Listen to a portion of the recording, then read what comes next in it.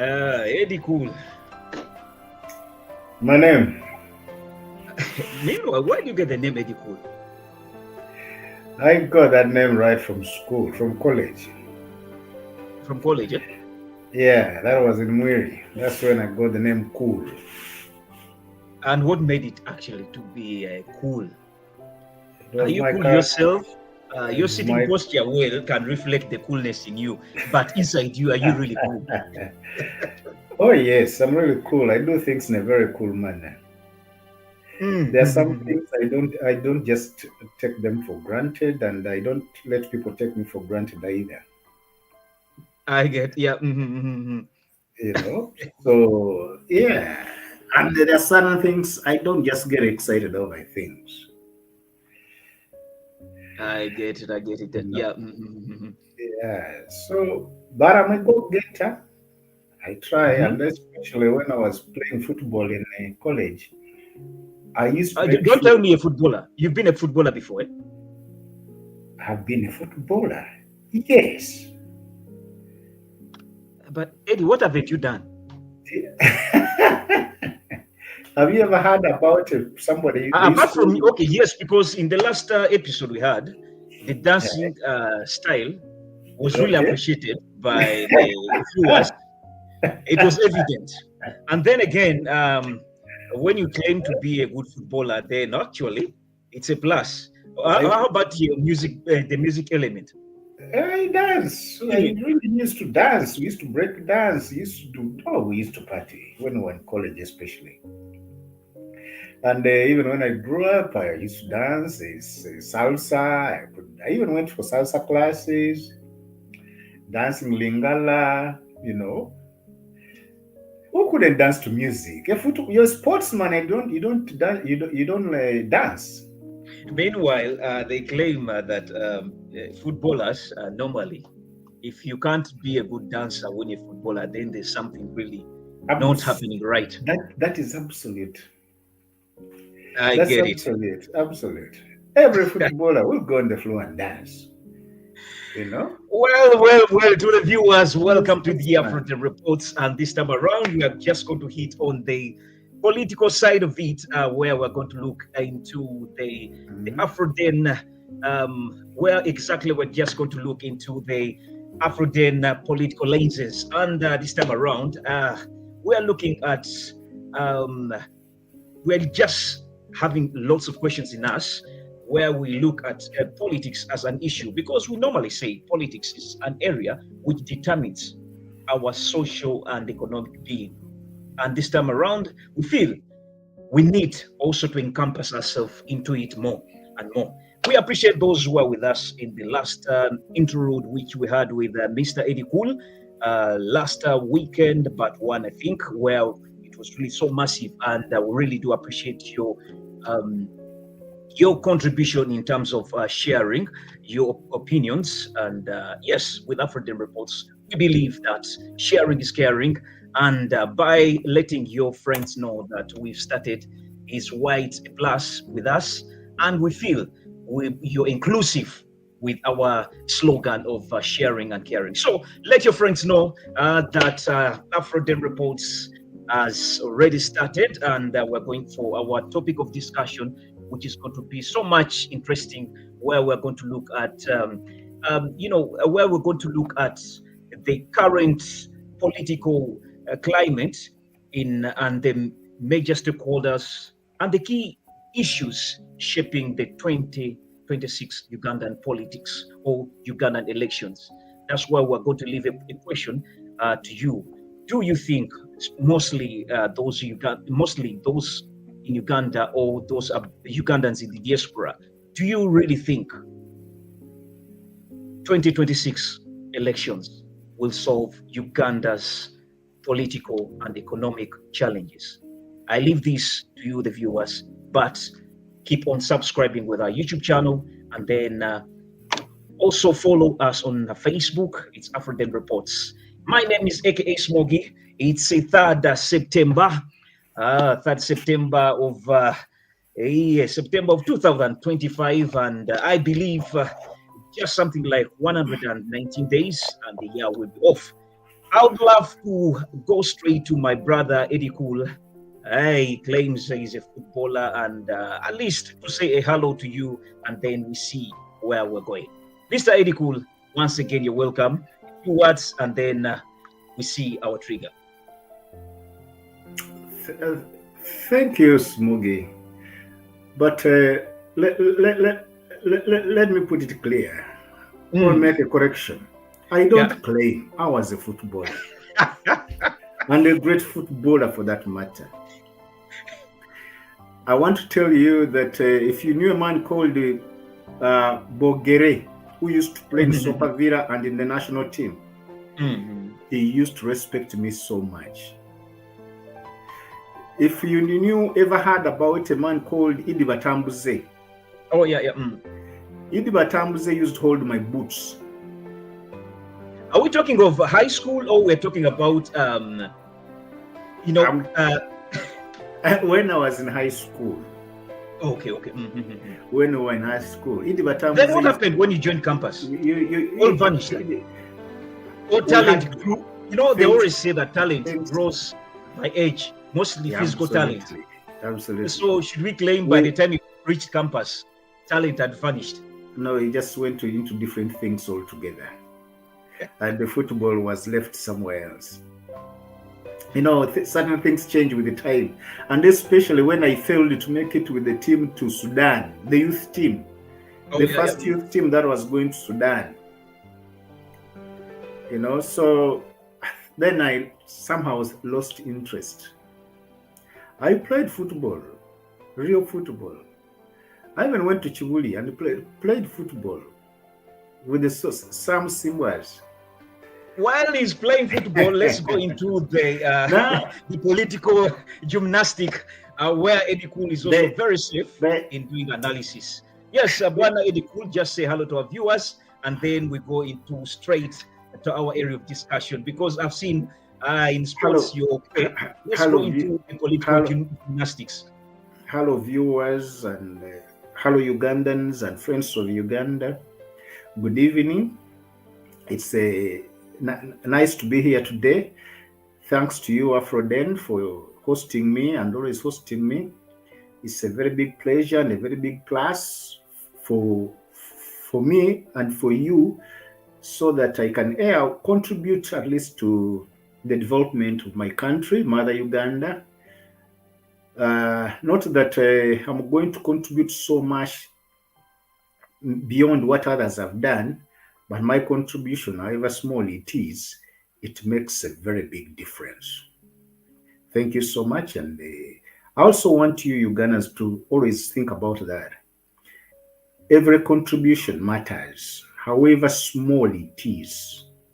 So let's keep on sharing information, and let's keep positive about Uganda, where we are and where we are going.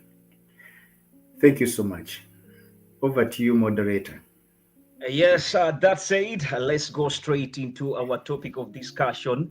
But then, just a reminder, call a friend, and let them know. Afroden Reports is live and kicking, and we're just going into the political gymnastics.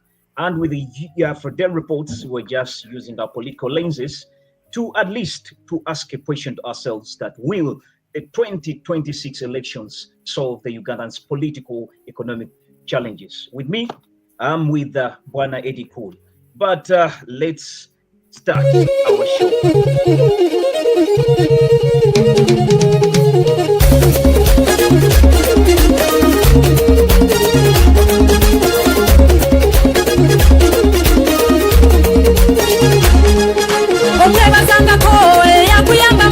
Nakukwata ku mukono nakuyimsa yakuyamba baba nabako wakutuza era nzize kwebazawo bangwite kusiima eri abalina emitima egirumirirwa yakuyamba baba nabako wakutuza ekigambo okuyamba tokizanyisa bangi babeera n'obusobozi n'ekibalema okukola yakuyamba baba nabako wakutuza abamu bemulaba abanene munsi muno bakunyumiza gyavudde zikubamu ne zaaka yakuyamba baba nabako wakutuza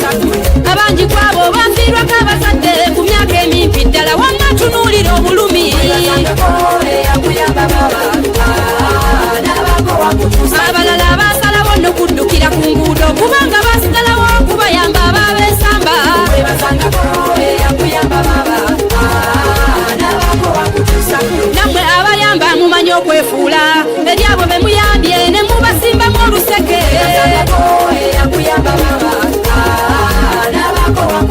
eriyo ne benda byabalaga okulumirirwa ne bajja ng'abayamba nga beenoonyeza byabwe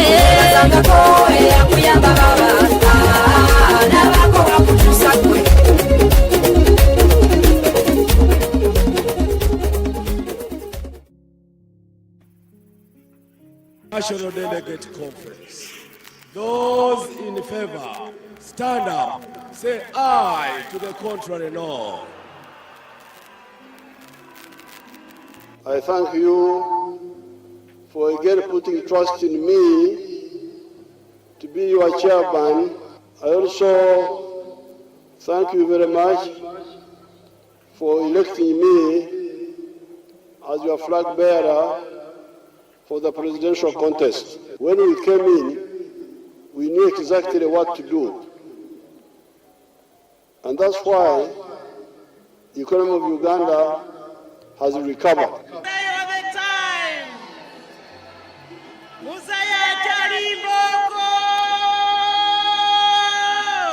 I proposed to them, I said, why don't you have the two of you agree on one?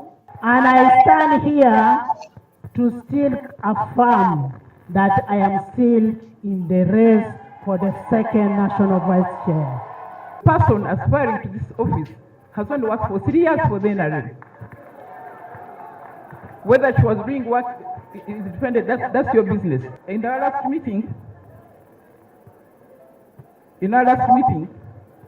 I said that since I'm incumbent, and by the most senior in this party, how can you tell the senior person to move out for a junior person? How? What party are we building? So, Excellency, if there's anyone to be a special nominee, let it be her. I'm the incumbent, and I think I'm entitled to remain in my position. I want to request the chairman of the party that this matter must be resolved here today. Being new is not a crime, but we have people like Right Honorable Uganda who are old in the party, but they have been appointees of the president. And I can assure you, you have an asset in Anita. We love both of them. So what I'm saying, honestly, to be human and to be realistic, let us take both of them.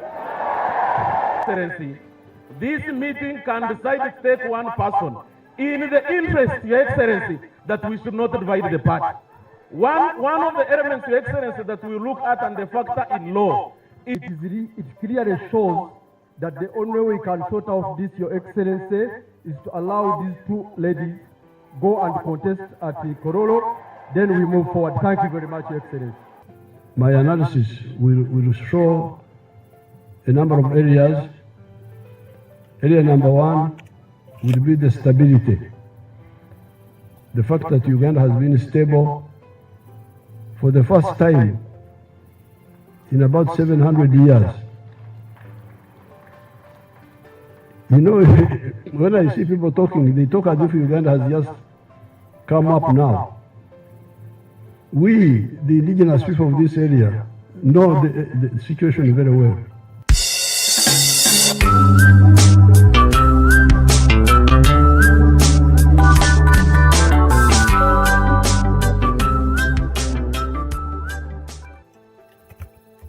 Yes, he says it all as the indigenous man who has served us for over 40 years.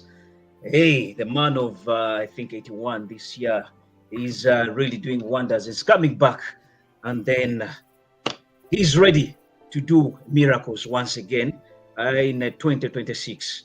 Whether he's going to be a president again or he's going to be, the other one who's just be a guardian while others are taking over. But by virtue of smiles from Bwana Eddie Cool, I don't know whether it's a negative or it's a positive. But then again, it is what it is. From the last encounter we had with Mr. Eddie Cool, he claimed one thing, not only claiming, but he emphasized one point that whatever promotes Uganda, we should do it, and we should not at least paint our country negatively. So I endeavor those people in the diaspora do the needful, be the ambassadors of the country. Yes, our political leaders have denied us that right most times, but then again, who are we to say? It is what it is. Everyone just have to do the right thing. Once again, welcome, and that was the trigger. We're just looking at the dynamics of politics currently in Uganda to see if by the end of this talk show, we shall have answered the question of will 2026 elections solve Uganda's political and economic challenges. Yes, Bwana Edikul. My name. You've heard the trigger. Oh yeah, I've heard the trigger. Yes, and you've seen where we are going, and you're seeing, I don't know whether it's a healthy political, landscape, or it's a little bit chaotic. And what is it reflecting for the 2026? Bwana Edikul. No, let's say things the way we see them and the way they are. There is nothing good about this. This is very chaotic and dangerously so. Mark my word. Very chaotic and dangerously so.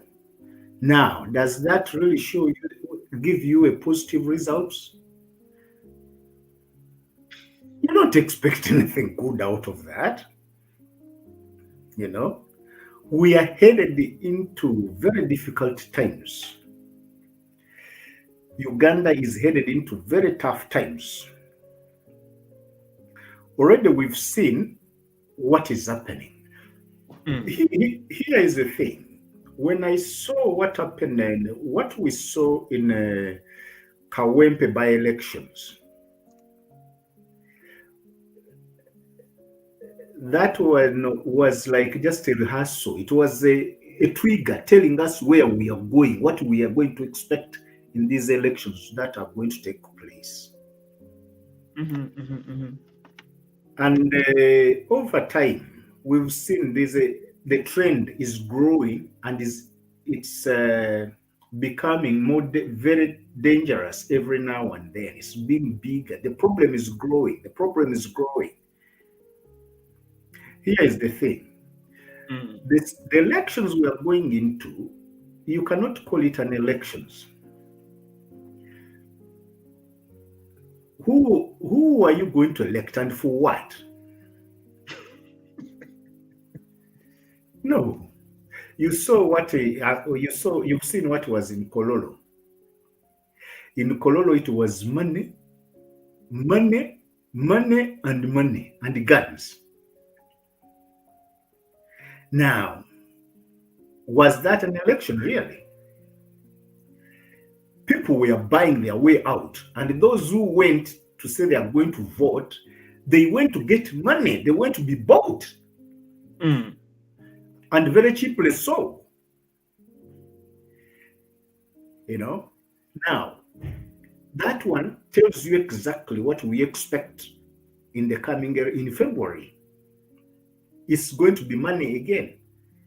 It's going to be money. It's going to be guns. People are going to be beaten. People are going to be killed. Bwana Eddie, how did we reach to this, where money becomes an issue? Because now when you look at very many candidates, there are those who claimed this wasn't really a fair, electoral process with NRM. How did we come to this? For starters, let's go. And what does it reflect? Let's go back. What's coming?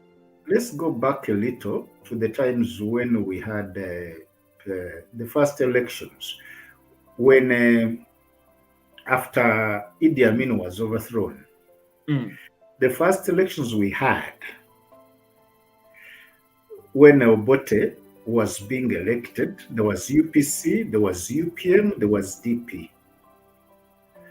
The current president now said he's going to go to the bush.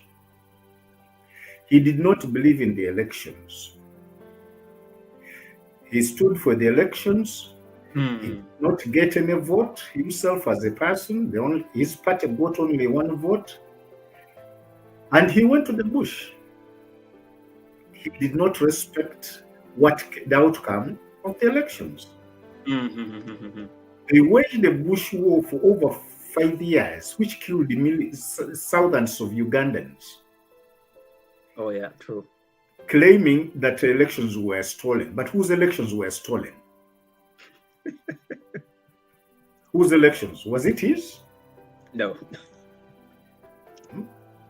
That elections were stolen. But the agenda for him at that time, with or without elections, he wanted power.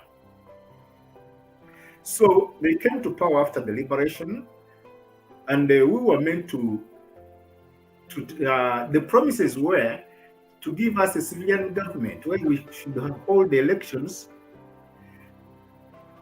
Can you, the music is so loud. Please continue. Whereby he had promised to give back the power to the people to decide who can lead them. That has never happened. We went ahead to write a constitution, which constitution was basically his own document that he wanted to use to lead Uganda, to govern Uganda, or to rule Uganda. I would rather say the word to rule Uganda. No, yes, I'm being very candid over this. And by the way, when they took power, Mr. Museveni and his team, they were not sure they were going to take power. They were not even prepared for anything. This 10-point program is something that they just wrote in a couple 24 hours when they had taken over power. It wasn't there. So they were blindly doing things. Now, when they got into power, they were not sure they were going to keep it, not even keeping it for this long. Now, when they write a constitution, Mr. Museveni did it categorically that this document is mine, not for Ugandans. I want you to mark this one. His document, not for Ugandans. Why did he do that? People went for elections for the CA. They elected the people, and to him, he had 10 special people he sent to the CA who were getting directives from him to go do this, and these were soldiers, including Mugisha Muntu. There was Tinye Funza and many others. So that they push their agenda, not a Ugandan agenda. It was their agenda. Now, after that agenda, time comes and say, okay, people were demanding now we want multi-parties. Here he comes out and says, okay, if you want multi-parties, listen to what he said. Mugende, let them go. For us, we stay. So the NRM, which was initially to be a movement, all-inclusive, became his property. And he turned it into a political party. A pseudo-political party, because it does not meet so many tenets of a political party. Now, this is why you see they say they have so many people right from LC1, because the LC1s that were elected under the movement system, they've not put up any elections. That's and true, you know yeah. why? Because they fear when they put up elections for LC1s, discerning forces are going to start from there. That's why they play games all the time. There's no money, there's no this. Now, getting to the issue of the elections. Whenever we are organizing elections, my president, Mr. Museveni, fears elections. Every time elections are being organized, he makes sure The army is on alert. Elections, they cannot give, power is not going to be given away. That is why you see there is a lot of heavy deployment of the military.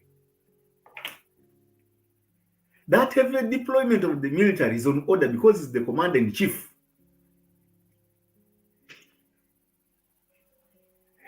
And here is a situation that organizing elections is him organizing the elections. Smogi, here is a man organizing an elections to oust him, to put him out of state house. Have you ever seen that? Impossible. Now, that is where Ugandans, we are failing. Ugandans, instead of going for elections, would demand for reforms and serious reforms, not for Museveni to go, because he's not going to go. Not with the army. When he has the army, he's not going to go. And as they say, he's going to bring in his son to be the president. Yes, he's going to do that because he has the army. And it's because we are dancing to his music. Whenever he tunes, we dance. Whenever he tunes, we dance those tunes. Instead of putting our foot down and say, look here, we are demanding for reforms. Every election, when they go to court, they advise government to carry out reforms, and same reforms are being told government to carry them out. And the government has never carried out those reforms. Now, here is the thing. The other parties who who claim to be in the opposition, I'm going to say this candidly, there is no opposition in parliament. The opposition is the local person who does not even know what to do. The other fellows are enablers. The so-called opposition, they're just enablers in the parliament because they are there to do things. They don't do anything. And even those who are going to stand in these elections, the parties, you see, so many have come up. Now it has become a business. They know if you go into politics, that's where you're going to make the money. You're going to make it big. Bwana Eddie, given the data you saw in this NRM, because we're really in the trigger of NRM being the fact that it has existed for all this long, almost 40 years now. But based on your explanation, it seems they've done almost nothing when it comes to democracy, specifically when it comes to elections. Then again, in your angle, do you really think we need elections? Given the facts that actually through your explanations, you're enlightening it well that the man in standing is scared of elections. Then why again are we doing this? Do we actually need elections? Yes. And for starters, NRM has never been a party. Hey. Right now, NRM is a person. Is an individual, is a family. NRM was the political wing of the NRA in the bush. When power was taken over, they instituted a system of governance which was all encompassing. It had everybody, and there was no political parties. So we were under NRM, a movement system. But here, NRM, National Movement System. Now it's called NRM, National Resistance Movement. Get this. What are they resisting? Any other forces that may encounter them? What? They are in power. That was before, when they're in the bush. And the movement, which was is only meant to be available in Uganda when there are a movement cannot coexist with the political parties.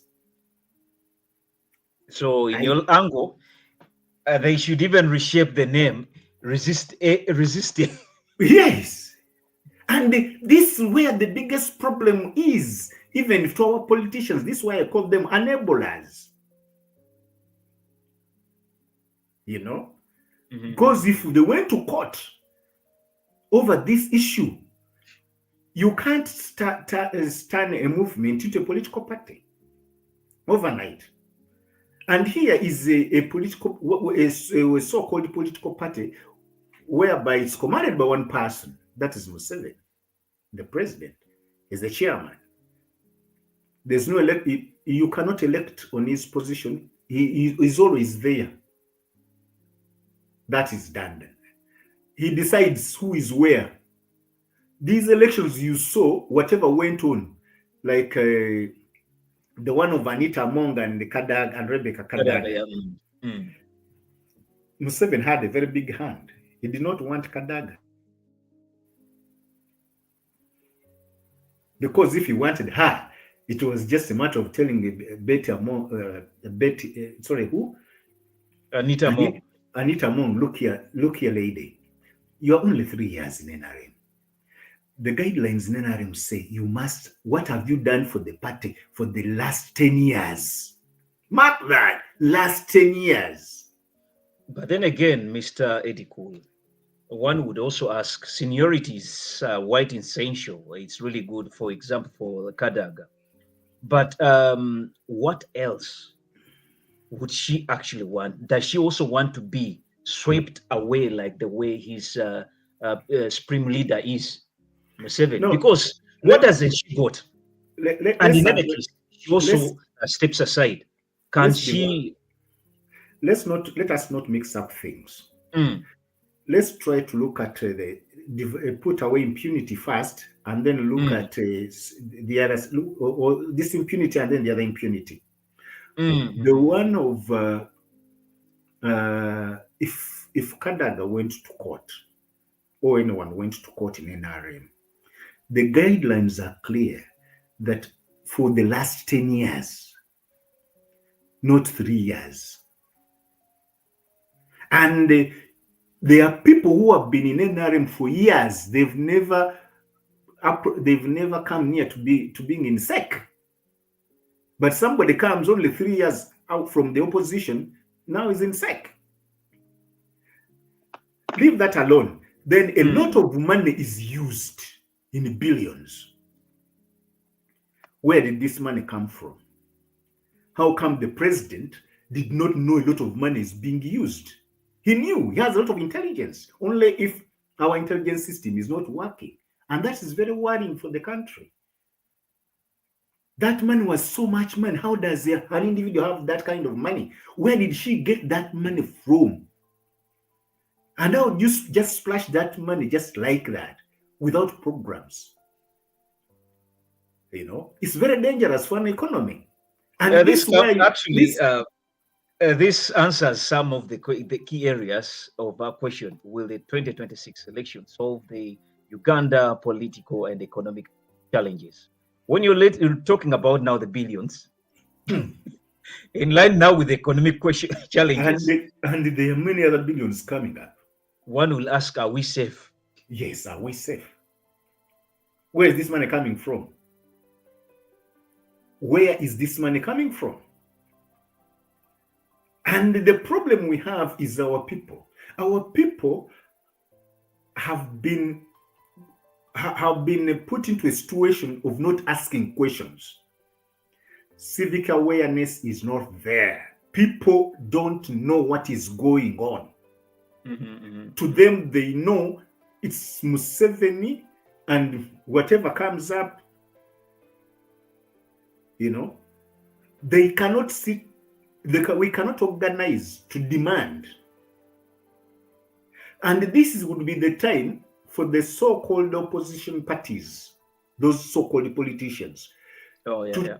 to organize the masses, to tell them that, look here, you must demand for reforms. You must demand to stop corruption. This will be the time to do that. There is this party called NUP. Nope, yeah. The one which is causing a lot of trouble for Museveni and the others. Today, NUP has this very good, what can I call it? Slogan or whatever, when they're calling a protest vote. Oh, yeah. Slogan. Yes. But they don't know what a protest. They have not seen any of them to come out to explain that protest vote. To them, they take it this way. Kanonye, Kalonde, Kakume, that is what they are talking about. So to them, it's just looking at the vote. They are not looking at the problems of the local person. And it's the local person who is going to vote. Now, how do you convince the local person by telling him, Kanonye, Kalonde, Smeka Kume? Does that convince anybody? Does that convince me or convince you to go and vote for them? What would be your take then? My take would be to tell people the real problems: corruption, impunity. Would that reflect the term poverty? What to you? Poverty. Yes. Now they are going to protest against lack of basic services. They are going to protest by telling themselves, that people that look here, we are paying taxes. We need to know where is our money going? Why don't we have hospitals? Why don't we have hospitals with the drugs? Why don't we have schools? Why is the national debt rising all the time? Why should we have a bloated government? Very expensive to maintain. People would protest and say, look here, we don't want this. This is what we want. But amongst all those politicians who are there, none of them is telling people what the issues. They are saying, elect me, I'll do this for you. I'll do roads for you. Elect me because I come for your burials. Elect me, I'll give you some money. That is not what Ugandans want. And then you think that is going to change anything? I would even venture that there are no elections. What Museveni would have done for Ugandans and actually for his legacy, what I would rather think, me, is to declare that there will be no elections this again. He elects and there will be no parliament. The legislature. Then would Ugandans be on the safer side? It can be. Haven't we ever existed without a parliament? It was really evident in Nini's regime. And do you know, Amin did things for Uganda. True that, yeah. Yes. So even Museveni can do it. Yeah? Because it's very heavy for him right now. Get this. We have the local councils. We have the GISOs, the RDCs, the RCCCs, the whatever. We have the parliament, which is bloated. We have ministers about, I don't know, it's about 100. We have call them what? Call them advisors.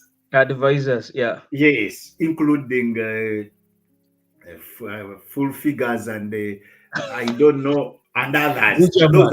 Those Butcherman and others. A lot of money is being used elsewhere, which money would have been put to good use. If Museveni woke up and said, look here, I think we are going in the wrong direction. Because he's the commander-in-chief. Maybe today they share it with the son. He would order and say, look here, Parliament closed.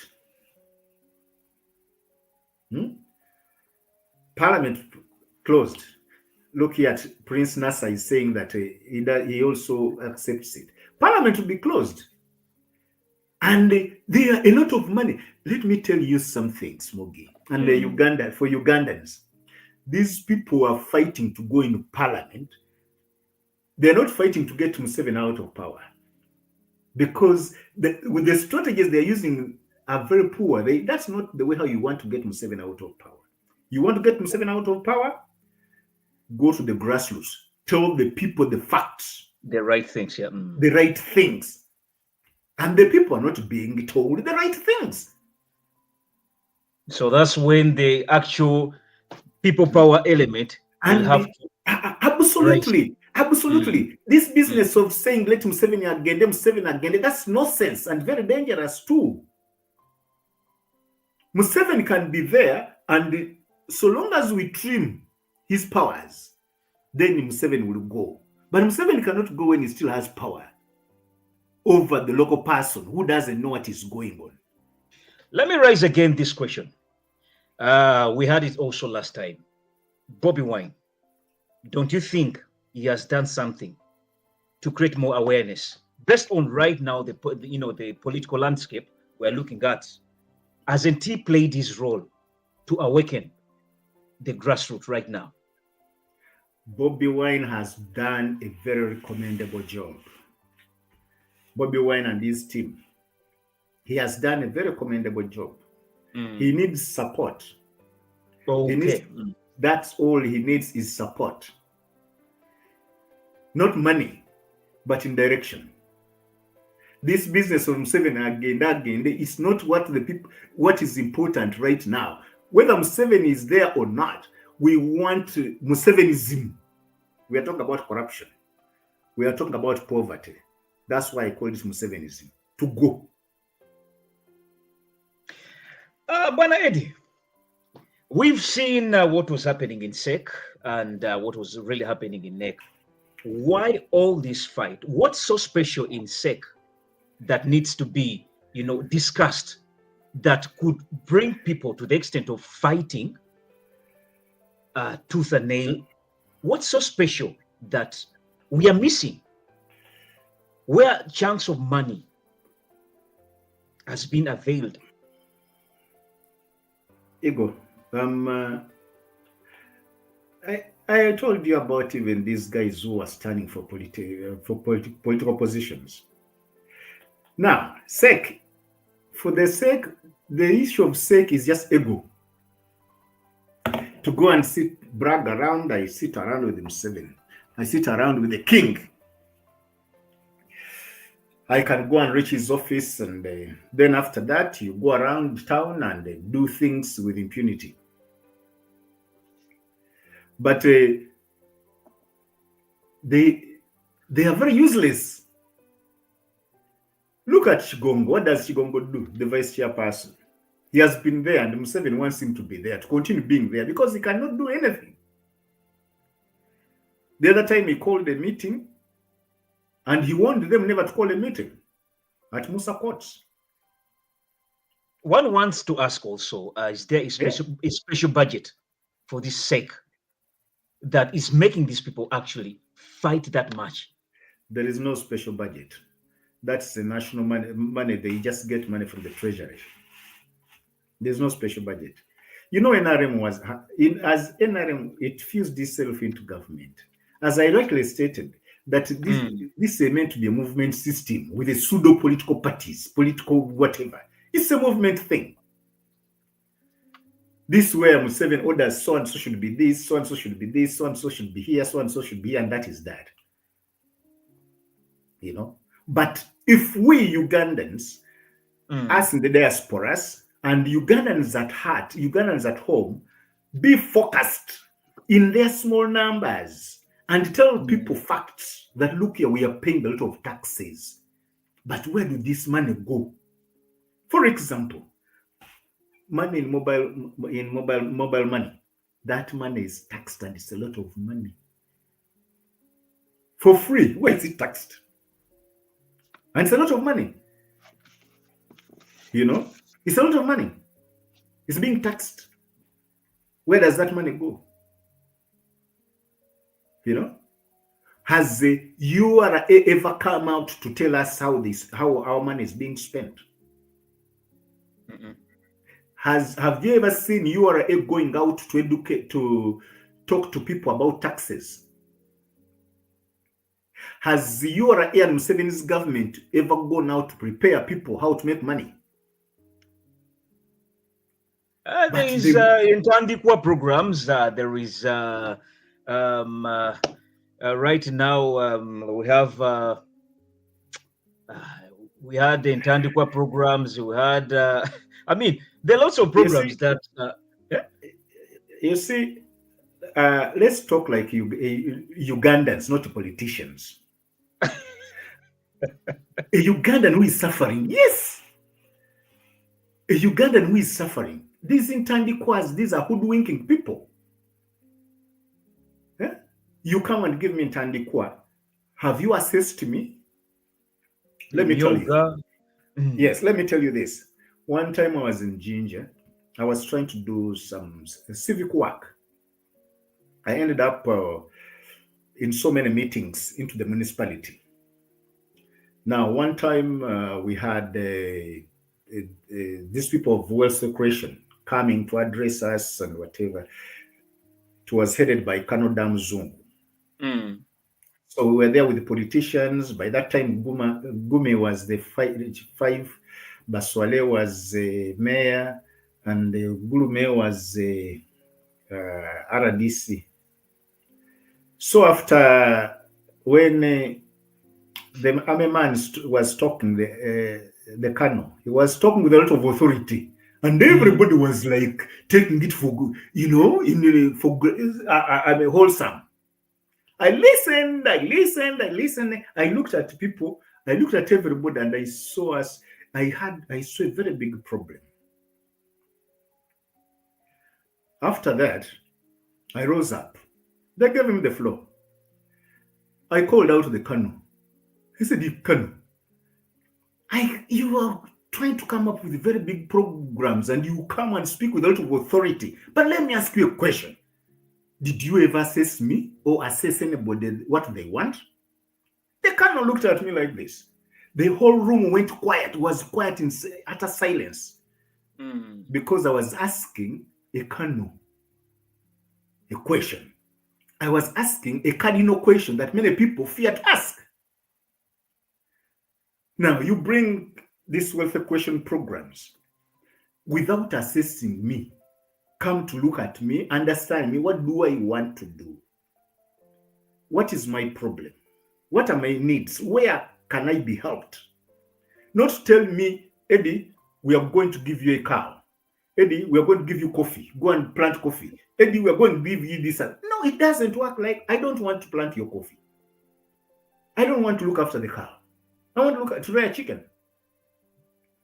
You know? Yeah. Now it comes to money, which is called, and by the way, these things of wealth creation, they go to welfare people, to those politicians, the councillors, the LCs, ministers, name them. They don't go to the local person. The local person doesn't get them, doesn't benefit. Now it came with this recent one, which is called PDM. I've been in the country. I've seen this PDM thing working. You register, you have to pay money. You pay money to register. They tell you put up a circle. They are already existing organizations in Uganda. What they call circles and whatever. You know? But instead of going to those existing ones, they tell them open up a bank account, and we'll give you money. These guys deal with bankers. Do you know what they do? Let me tell you what they do. They get money, put it on your account. They tell the bankers not to release that money. The money stays on the account for some time, and the money is off. They take it. Those people at the municipal officials, whatever, they take the money. And the local person doesn't get it. Says, but the money was on my account. I don't see the money. And they said, we gave you the money. The money was there. They even show in their books that they deposited money on your account. But they connive with the bankers and they take the money. So all this PDF and Tandikwa, it's just a scam. And the PDM thing itself, how would you give me money without assessing me? That's another question. Huh? And how much money are you giving me? You get 100 million to give it 1,000 people. To do what? Bwana Eddie, let's go back now to the election. Now, let me try to let me finish this. Yeah. The issue is to keep Ugandans in poverty and to keep them silent, to keep them busy fighting against themselves, so that they don't see what exactly is going on. Money is a lot of deals are going on. The oil, the gold. Who knows about the oil? The gold. Today in our elections, nobody is talking about telling people that we have oil. You tell Ugandans that we have oil. Let them understand it.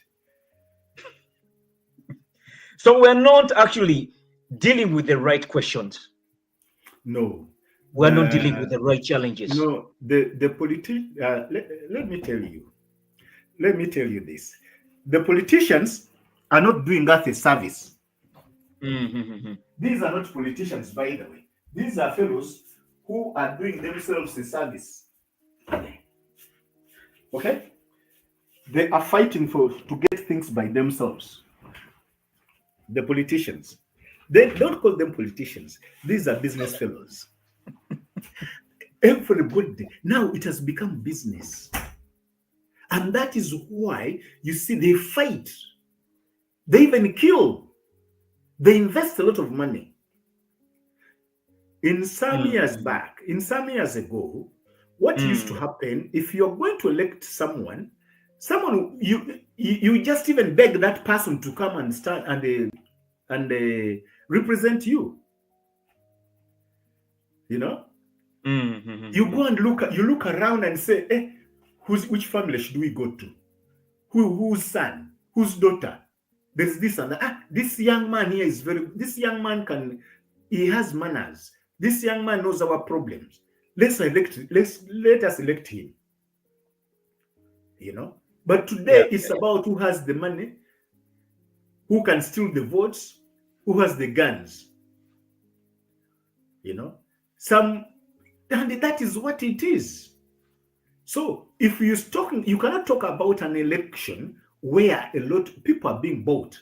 Now, for example, the one of Anita Mong and my sister, Kadag. Anita Mong just bought herself into SEC in billions of money that she spent. If she hadn't used the money, do you think she would be there? My friend, Kadag is very powerful. But where money is concerned, she was very weak this time around. So it's about buying. And they even talked about it themselves in Kololo. The Mukulas talked about it. Everybody was talking about money. Everybody was talking about money. Now, how would you brag that I was elected? Huh? This person now, you see, in the clip, we have NRM as we were talking. It has a secretariat with the Secretary General. The Secretary General was meant to be elected. But somebody decided to say, no, I'm going to appoint. So the NRM Secretary General is appointed and he works for somebody. The same applies to Justice who? Byamukama. Byamukama, yeah. Yes. Byamukama has an history. He was into the case of a cooked up case against Colonel Dr. Kiza Besigye, the rape case. That one doesn't augur well. Such a person cannot hold a position of high profile like that. No. He's not even meant to sit at the bar. But so at the end of it all, when it comes to your world, elections is just a scam, like the way our brother Prince Nasser stated it well. That facts. He said it well. That let me just highlighten this. Yes, Prince Nasser says it. That fact. We all don't wanna accept is the whole election process is a scam. It's sham. Okay, he says it's sham. Then we have also the Bwana Sengonzi Rocky. Yes, Sebo Musajja wa Kabaka nkulamusizaako. Yes, He's having a Semonzi. question for you. How, Yeah, how is Rocky? How is he? I'm not seeing him he's for a long period doing of time. pretty wonders, and he has a program where he's trying to empower, our kids here in the diaspora, specifically here in Denmark, where he's engaging our kids to learn Luganda, which is a plus. Kudos, Bwana Sengonzi. But he has a question for Oh, you where he says, what's your take on Yvonne Mpambara, Madam President? what is that? I think you're seeing the question there. Vona Mpambara. Who is Vona Mpambara? Aka Madam Madam President. President. Be a little bit clear, Bwana Sengonzi, but we appreciate all the people who are online with us. I just love the way you share with us. Our slogan on Afro Reports is caring, is sharing. And then I will call upon you, please join our YouTube channel, subscribe, and then like our Facebook channel, follow us, Facebook platform, follow us, and then call upon your other friends. That yes, we're on the political line. Yes, Bwana Eddie. For me, I would do actually call upon all Ugandans not to be hoodwinked into by these politicians that we are going for elections. Let's do the right things. We have there is a constitution that was written and promulgated in 1985. That constitution has never been translated into languages. Ugandans don't know that constitution. Now, which constitution are you leading them with? What is holding those holding Ugandans? That constitution, they don't know it. How many Ugandans know even that is it Article 3? The power belongs to the people. They don't know. To them, they know Museveni is there, and Museveni has come, and it's Museveni. And when these people come for election, they know let's elect this one, has given us some money. That is what happens. And they're giving people very little, 2,000 shillings, 2,000, 5,000 shillings. Just because our people are not civically empowered. And for us who have some civic knowledge, we are not doing our work. We are not doing our work. Now, you see all my brothers and sisters on social media, especially on TikTok and whatever. This is the time they would come out and be relevant to Uganda and Ugandans. Let them address issues. Let them join us and address the issues of the local person, not just promoting promiscuity. Not promoting abusive hate language, hate speech. Let's come back to this, Bwana Eddie. Let's come back to this area of the current situation in the electoral processes. I want you to echo on the area of security forces, encompassing these processes. Look at what was happening at Kololo. How the security forces handled NRM scuffle which was there. What are we expecting? And then align it with this area of the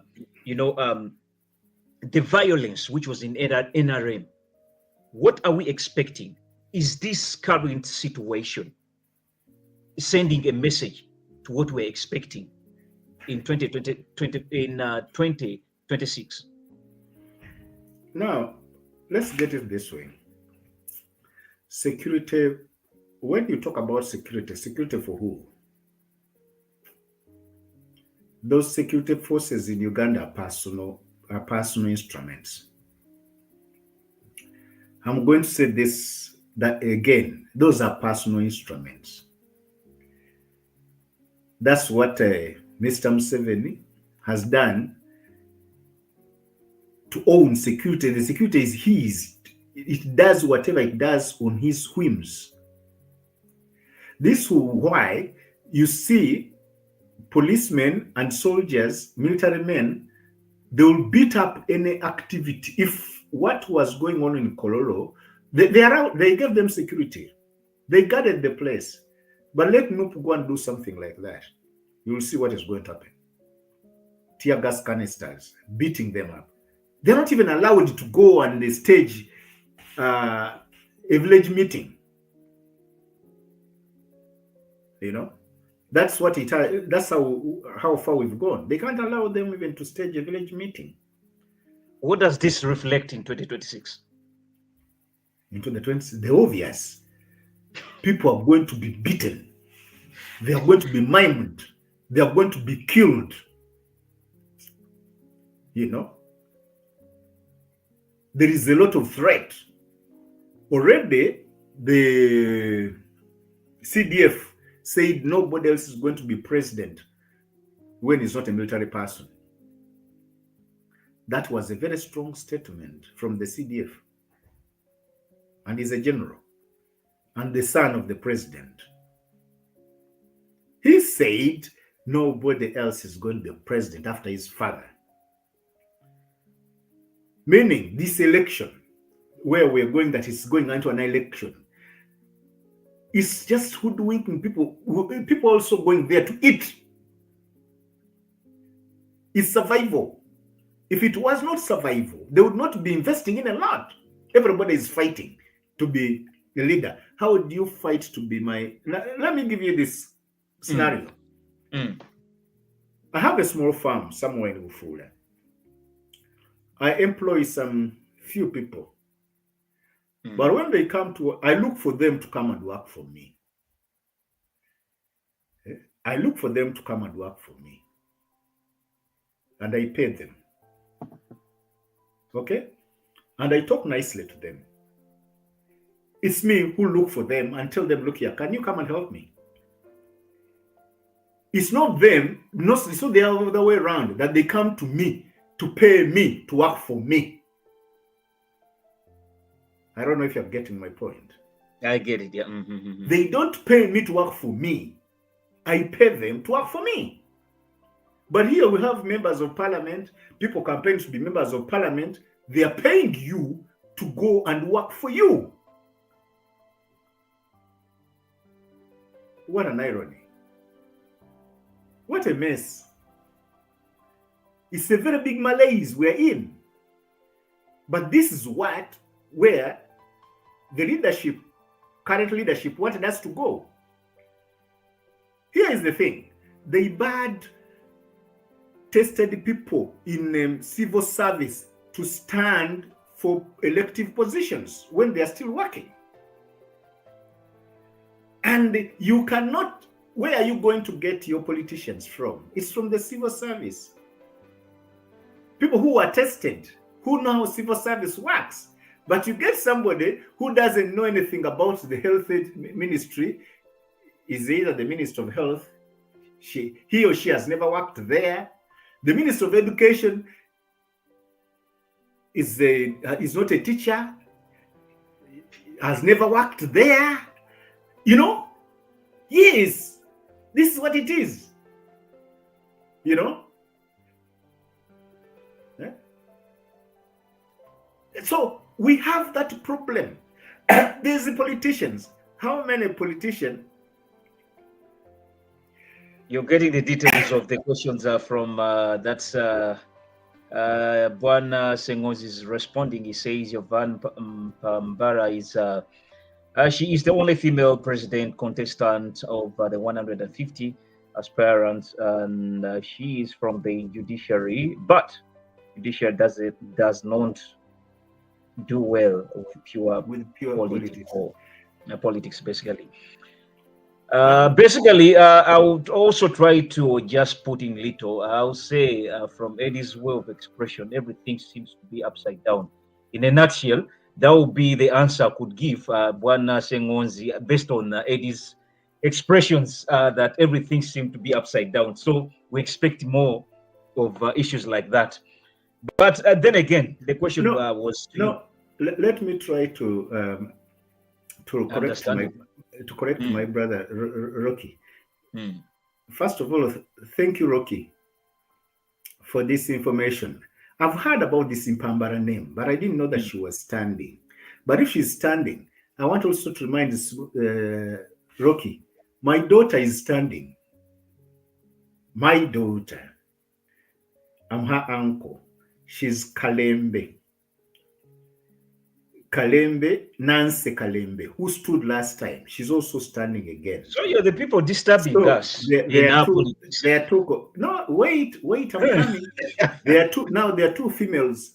But here, Rocky and the others, here we are saying we are not as much as we want to portray that we are into a presidential system whereby a president must be elected directly. That president must have a parliament, members of parliament to work with.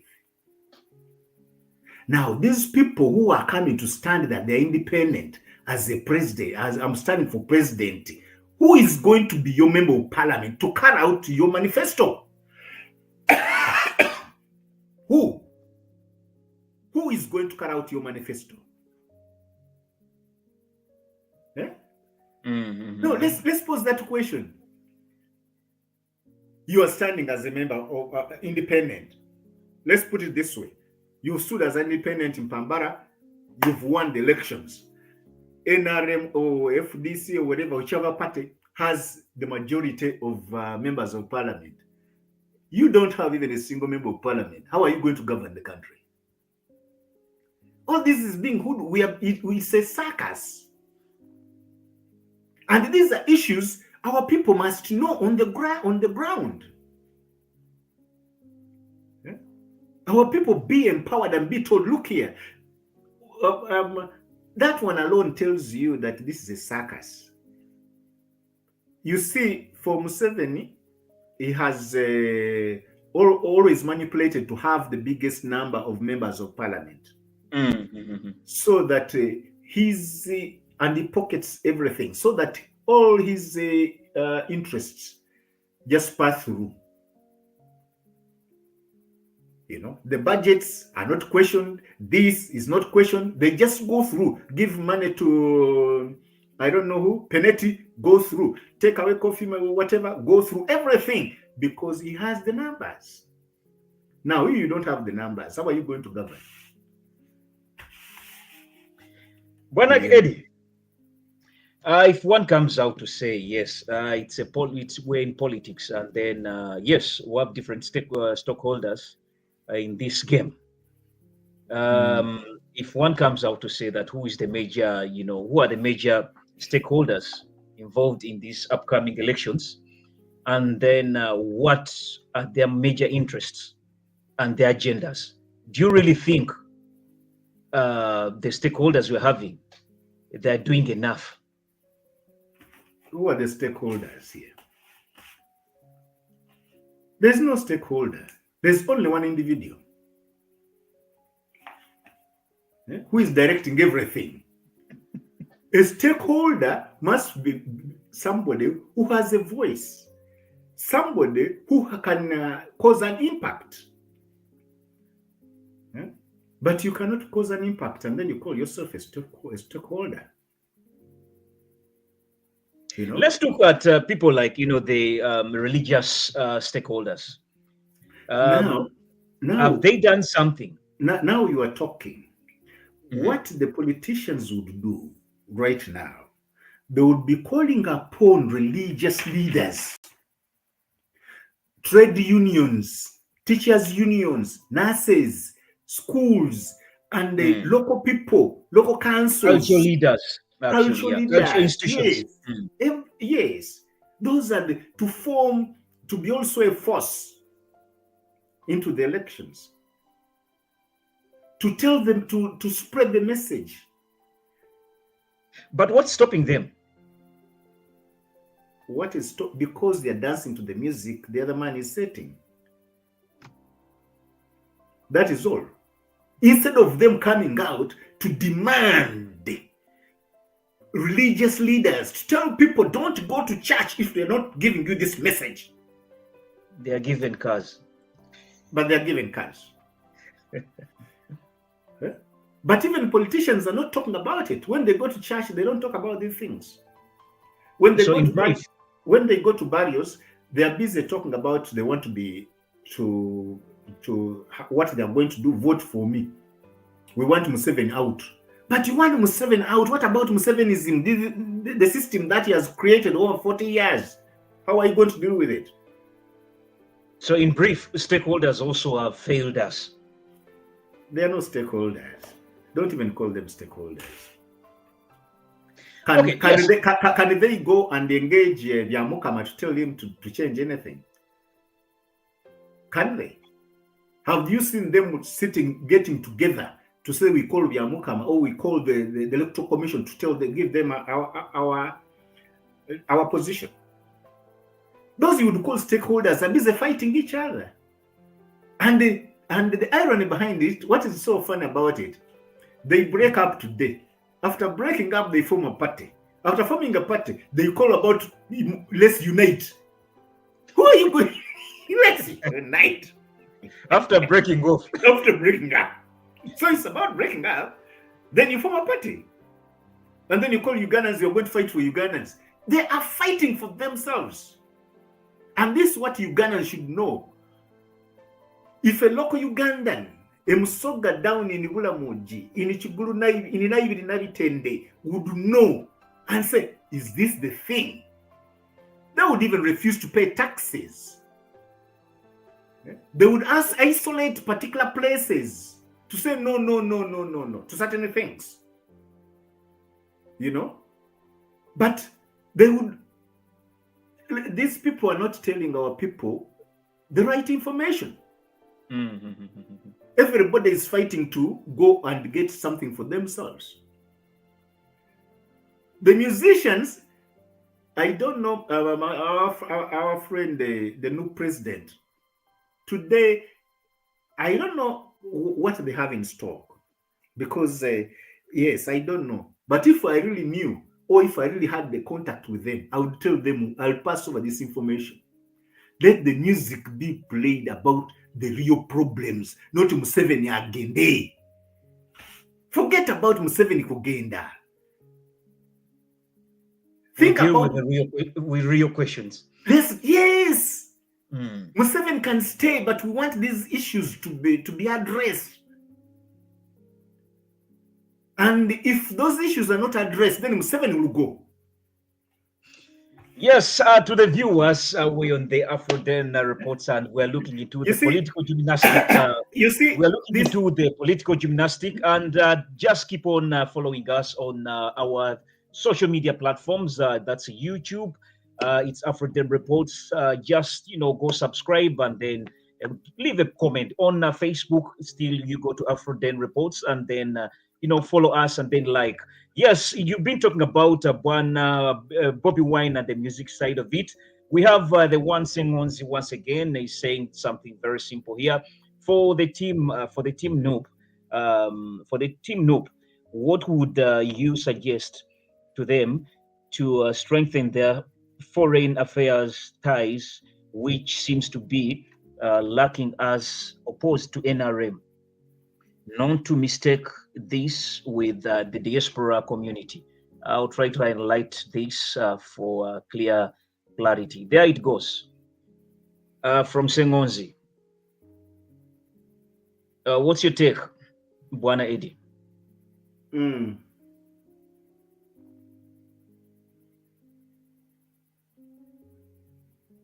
Yeah, how to strengthen their foreign affairs ties. What does this supposed to mean? To strengthen with the work with the. Are you talking about the diaspora? It seems is enforcing on the diaspora. What I would do, through my experience, they would open up cells. What happens is that let me use my experience that I had before. I was the Secretary General for FDC here in the Scandinavia. For FDC in Scandinavia. FDC was a force in the diasporas. We had Anna Mugisha in the US, and she was very busy in directing many things. But what has failed the NUP, or what can fail NUP? NUP is mostly in the US. It's very strong. It has some strong pillars there in the States. And I know some people there, and they are doing a very great job. And Europe here? But Europe, it's nothing. It's not doing anything. They're not mobilizing. They're not mobilizing. They are not meeting. They're not putting up pressure. I want to tell you, Mr. Museveni came looking for us here in Europe. Can I say that again? Please. Mr. Museveni came looking for us here in Europe. Ambassador Black told us that the president wants to meet you people. By then, we had a conference in Amsterdam. There was activity. We used to have meetings. We used to invite people. We were organizing activities in Sweden, in Norway, in Germany, in the UK. They were active and they're very, very active. And this seems to be lacking. Right now, yes, the NUP situation is really lacking. It's only about being abusive and talking about issues. They just keep talking, but not really organizing. We used to meet ministers here. We used to go to embassies. Yes, and we did a very great job by then. We used to have conferences here, and we used to invite the politicians. Ogangla Tigo one time was here, and Sam Kalega, not Kalega Njuba. There's another Sam Kalega, I think also passed away. He also used to come and visit us here in Europe. So we were rallying behind on issues about development, which is, I think, I really don't know, because I'm not into it. Maybe they're organizing somewhere. I really don't know, but they're not visible. No wonder the question from they're not visible was evident.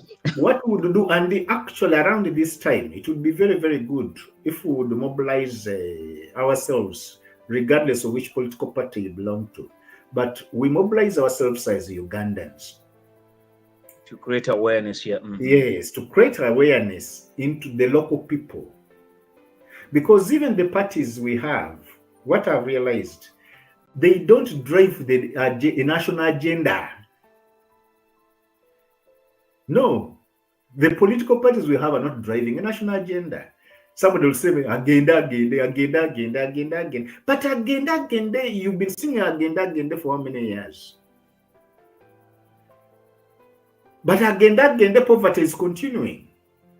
Agenda, corruption is continuing. Agenda, hospitals, land is going. Agenda. Let's address these issues. Tell people, look here. Now, for example, here is a situation. Ham is being given free land in Kampala. When did Museveni become the chief planner of Kampala State Council? When? Why can't people? And the problem is that our people, the politicians, they are not strategic. Here is the thing. Today, businessmen, traders in Kampala are going to have a problem, and they are going to strike. The politicians will be seated on the other side. They will not be anywhere to participate. The politicians will call for a strike, a walk to work, or whatever. The businessmen will sit the other side and say, Yahweh. But just because information has not been shared, Yeah, true. There's no communication. Mm-hmm. But if we all communicate, the business community, the transporters, all those traders, say, all other organizations, because everybody has a problem in Uganda. Well, Eddie, one still before we will go ahead to Uganda again, crossing over to what Bwana Sengozi was talking about, what has NUP actually done? Has it done enough? But then again, in election process, No, we used. First wait a bit. In these electoral processes, and basically even towards the time of elections, we often see,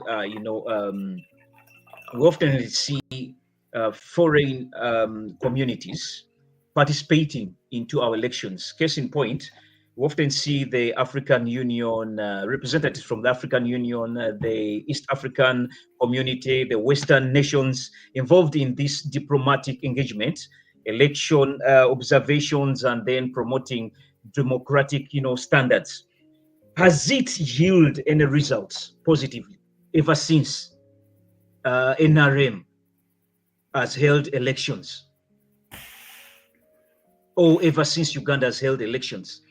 Does this foreign community, case in point, African Union, East African community, Western nations, their engagement, their election observations, promoting, that democratic standards, visiting different political, parties, has it yielded anything that can be learned so that it can trigger positive results in 2026?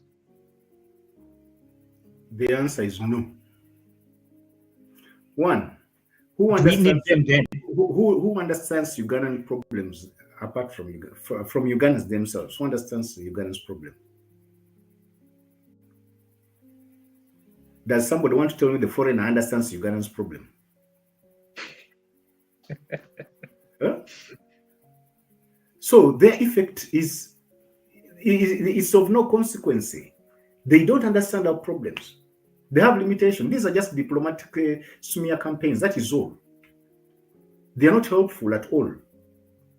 And I want to tell you, for Ugandans to get what is Ugandans, it must be engineered by Ugandans and in Uganda. No foreign country is going to give you Uganda. No. It's the Ugandans themselves that will give you Uganda. Uganda they want. Look here, sometime back, I don't know, 2007, 20 whatever. There was the Baganda riot, the Bugere riot. Did that come from abroad? Where did it start from? From the soul of the people. The people knew what they want. They said, no, this is what we want. And it shook the nation, by the way. It shook the nation. It was not organized. It was spontaneous. Hello? Hello? I feel you. Are you getting me? I feel you. It was not organized. It was spontaneous. But because people were aware, they knew and they demanded. But today, how are people going to demand for what? What are they going to demand for? They're not aware about anything. Forget about having a government infiltrated here, has security. Let me tell you something. We are 45 million. And the military in Uganda is not even over 200,000. No, 200 million, whatever. It's not even a million. Now, for the police, it's not even, this is where the problem is. Ugandans can stand up and say, no, enough is enough. We want this. And Museveni can listen. He can act. Not necessarily that he goes No, because no, not necessarily that he goes. Because if even Museveni goes, we are not prepared to lead Uganda. Let me tell you this, from my own observation. We are all vultures. Everybody wants to eat. You look at these so-called opposition members of parliament. When they're in parliament, when money comes, they take it. They go for deals. Hello. In the parliament, there's nobody who is a saint. All of them.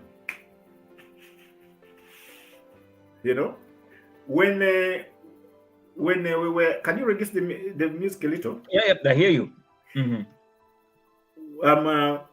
I respect Colonel Dr. Kizza Besigye.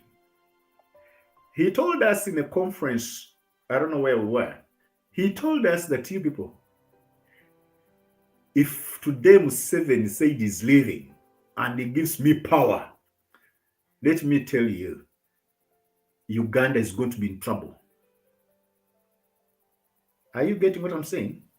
He said Uganda is going to be in trouble because all those with me are vultures.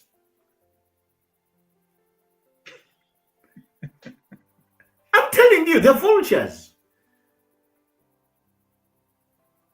I'm trying to tell you this. All these who are saying they're standing, they want this and that. Why should you even fight to stand up to go and serve? Let that be the primary question. Why should you fight? Now you see guys you saw in NRM. Now it has come to NUP. It has come to everywhere. It's there. Because it's about eating. Now, why doesn't the local person get to know if you called your people down in wherever, in Maogola, wherever, tell them, Nemumanyi, binebintu byakulyamu, abo bagenda kulyamu byabwe. Mulonde omuntu gwe mulaba nti agenda bayamba. Abo abaleeta obusente mu bulye. That is all. But they are all trying that's the carcass Besigye was talking about, by the way. This is why I would voucher we fight, put pressure on President Museveni to change certain things when he's still in power. Because he's the only one who can manage right now. The other day, I listened to, people don't want to listen to Major Grigol Mugisha Muntu. Mugisha Muntu has been going around preparing people and training so that people are ready just in case anything happens. Who is going to take control? Who is going to take charge? You know? Nope. I was like trying to like Nope, it has a school, political school of its own. But again, what I'm seeing into their elections, fighting everybody, this and that, then I'm losing hope. But somehow one would suggest that they could throw a towel to NUP, being that it's still a young political party and trying a lot given the environment, which is really so chaotic, which is violent, at its capacity, if it can do that. Won't you think at least, pinning it that much would be injustice? Because at least in its capacity, it's trying something. The results may not reflect exactly what you would expect. How about NRM, which hasn't? You want to take over leadership in the government. You must prepare yourself and be very prepared. I want to tell you this. People who went to the bush, they were prepared to die, and they died. Are you getting my point? There are some who really died there. They went there to die, and they died. Now, if you're going to sacrifice, go and sacrifice. They say, no, Smugi, Eddie, you can't manage this. It's Peter and Tende who can manage. Eddie stand behind Peter and Tende. I was Peter and Tende's general secretary for some good time. And for me, I really loved to work with somebody. And I want to be when I'm below, I'm the engine, I do things. And people forget that. They always think when you're on the top. Yeah, I get it. Yeah. I would love to work with people like Rocky. He has ideas. I could be in the background and put in a lot of energy. I would enjoy it because I'm free. I can put in as much as I want, and it take the agenda forward. But our people don't want that. Our people, everybody wants, so long as you're busy. We were here when by the way, I'm a founder member of FDC. When we founded crushed it. When we founded But now, which kind of FDC are we talking about now? Where are you? The original one. No, I'm not anywhere anymore. I'm not anywhere in politics. Now you're just a political advisor. I'm just a Ugandan. No, I just look on because with the time, we must realize when to give in. We must realize when to give others, to groom others. I like that point where you are right now. A bit, just pause a bit. It's going to take me back now to Kadaga. In Abraham's Maslow's law of needs of hierarchy, there comes a time of, that inner satisfaction comes in. But then, I'm looking at the area of now Kadaga, where she has done everything. In line with the statement you've just said, that needs a time to let go and then let others work. What hasn't she earned? And why isn't she letting go? Is she just respecting Abraham's Maslow's law of needs of a hierarchy? I really don't like it to discuss Kadaga. She's my friend. Because right now, why I'm talking about her? No, listen. These are the current areas. She's my friend. Okay. She's my sister. Then, but I would rather say the time when she realized that she's not going to actually the time when it came for the removal of term limits. Was it age limit or term limit? There was age limit. It was age limit. When it came to that time, it was the time for her to throw in the towel, to say, I'm sorry, I have to go. You see? That was the time, because we were going astray. That was the right time for her to say, Mr. President, I'm sorry, I am throwing in the towel. I know certain things happen, like, you know what happened to Ayume? Oh, yeah. So, because Ayume was saying no, then certain things happened. But if Kadaga had sensed what was happening, she would have said, no, Mr. President, I'm not going to do that.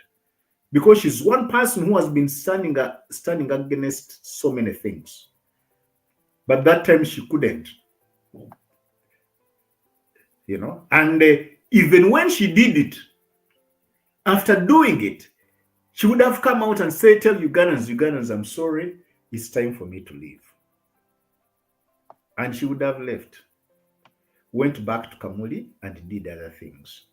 But she's been a woman MP, and the woman MP, that position is it's a special position that was created for women. Whereas she can stand in the whole Kamuli or even the whole Usoganda and win. I've not seen her grooming anybody. She's been only having hunger zone around her. Because when I look around, I'm not seeing anybody who has been groomed. But that is very wrong for our politicians. For us, like I would give you myself, when we were right from when we were kids, we would play football and we would have a captain. We would find one of us to be a captain, to be a leader. We would even agree when you're going out to play a team, they would agree and say, Eddie, I think you need to rest. So and so is better than you. Because you love your team, you want the team to win, you would rest. You know, we used to play football with Malik. If you know Malik, Malik, Mm-hmm. you know Malik. I Yeah, know. we used to play football, competitive football with Malik. When we were here, we formed organizations like we formed the Faces of Uganda. We were very instrumental in forming Faces of Uganda. I wanted to be elected in particular positions, but I wasn't elected.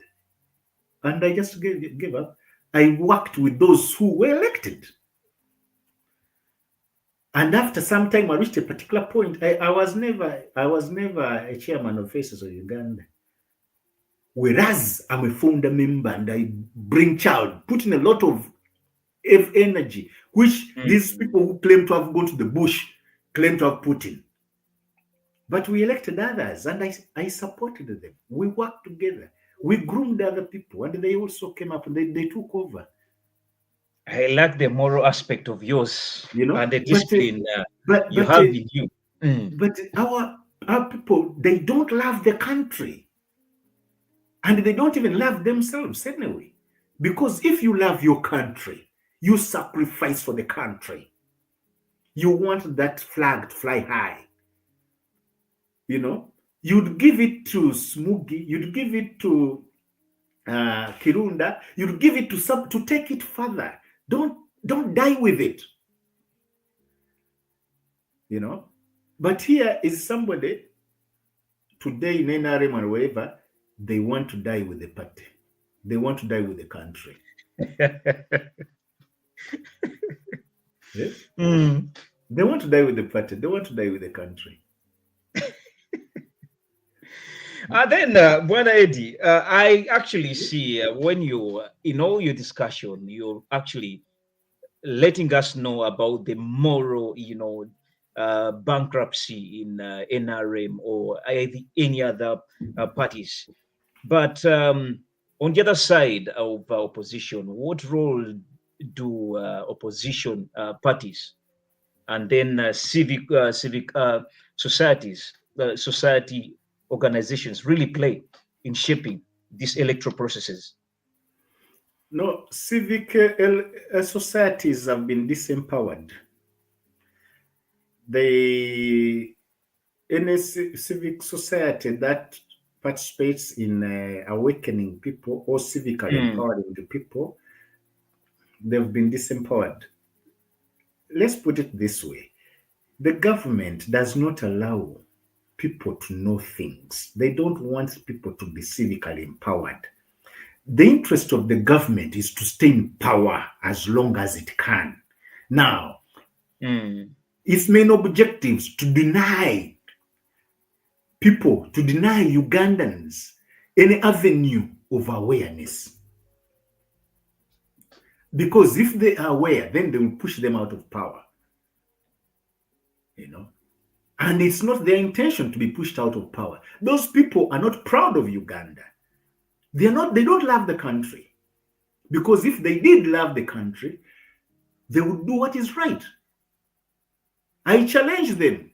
I would challenge my president, Mr. Museveni, if he loves Uganda. And if he loves Uganda, he would do the right thing. But he doesn't love Uganda. You know, he doesn't want any good for Uganda. And he's a very greedy man. Everything he wants for himself. And that applies to all the politicians, you see. You know. Now, the civic organizations we have in Uganda, some of them are into business. Those serious ones, the serious ones are being gagged. And recently, when they were looking at those who are going to participate into these elections, those genuine ones were left out, were not accredited. You know, they were not accredited. And now the politicians, everybody who is standing up for themselves. No politician in Uganda right now is standing up for Uganda. They don't have a plan. If they were standing up for Uganda, they would be telling Ugandans the right thing. They would have done their homework to prepare the people. They would be reaching up to other civic organizations, trade unions, other places, wherever, to organize something massive.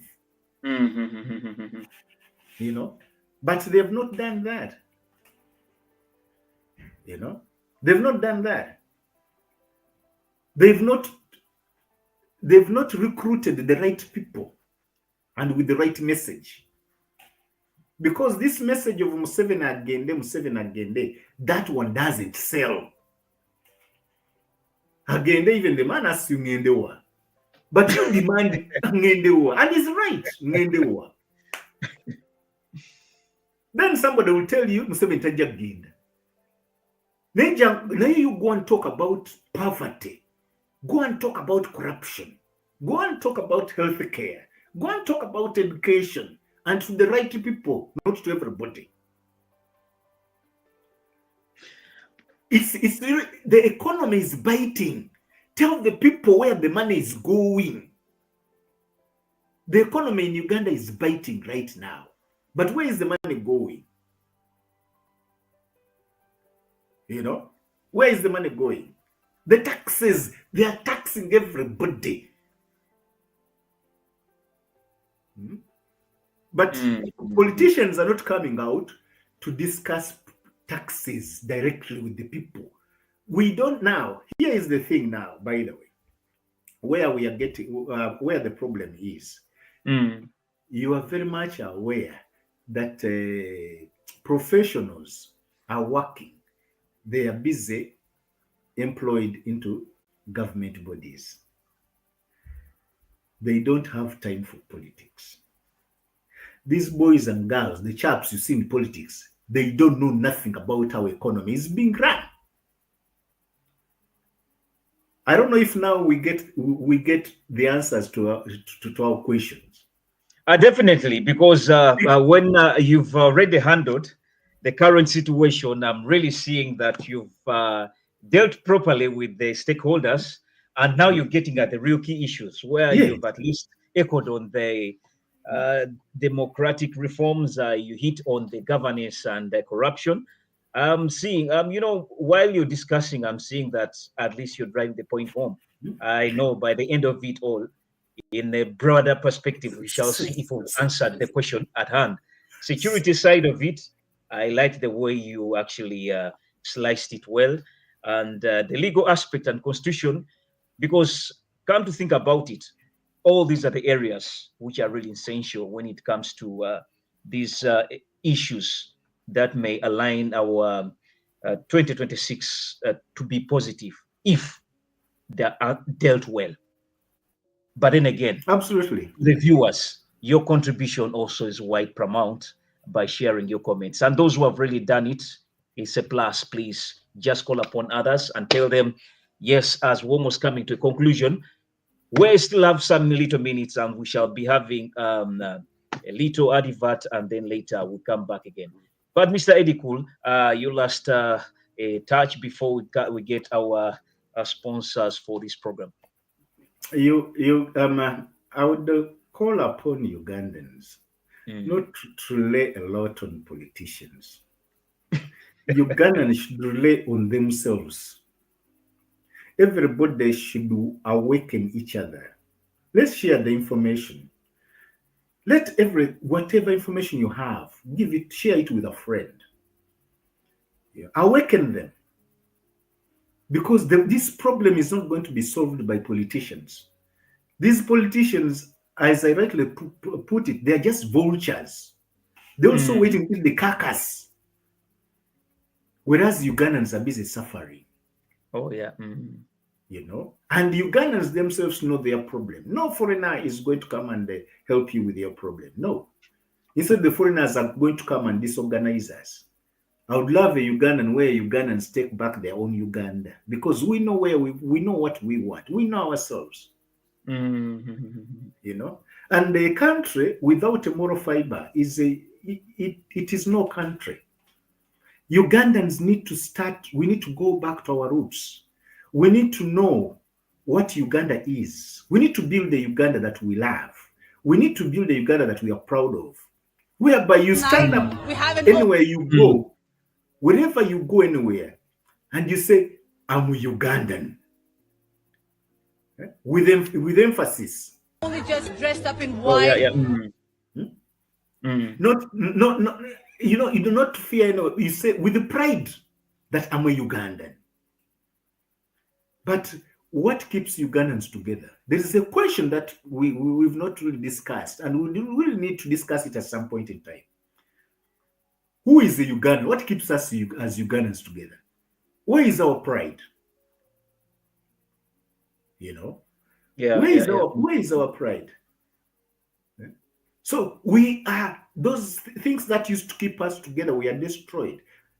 They were dismantled. That's what the junta did, to dismantle whatever keeps us together so that everybody is scampering.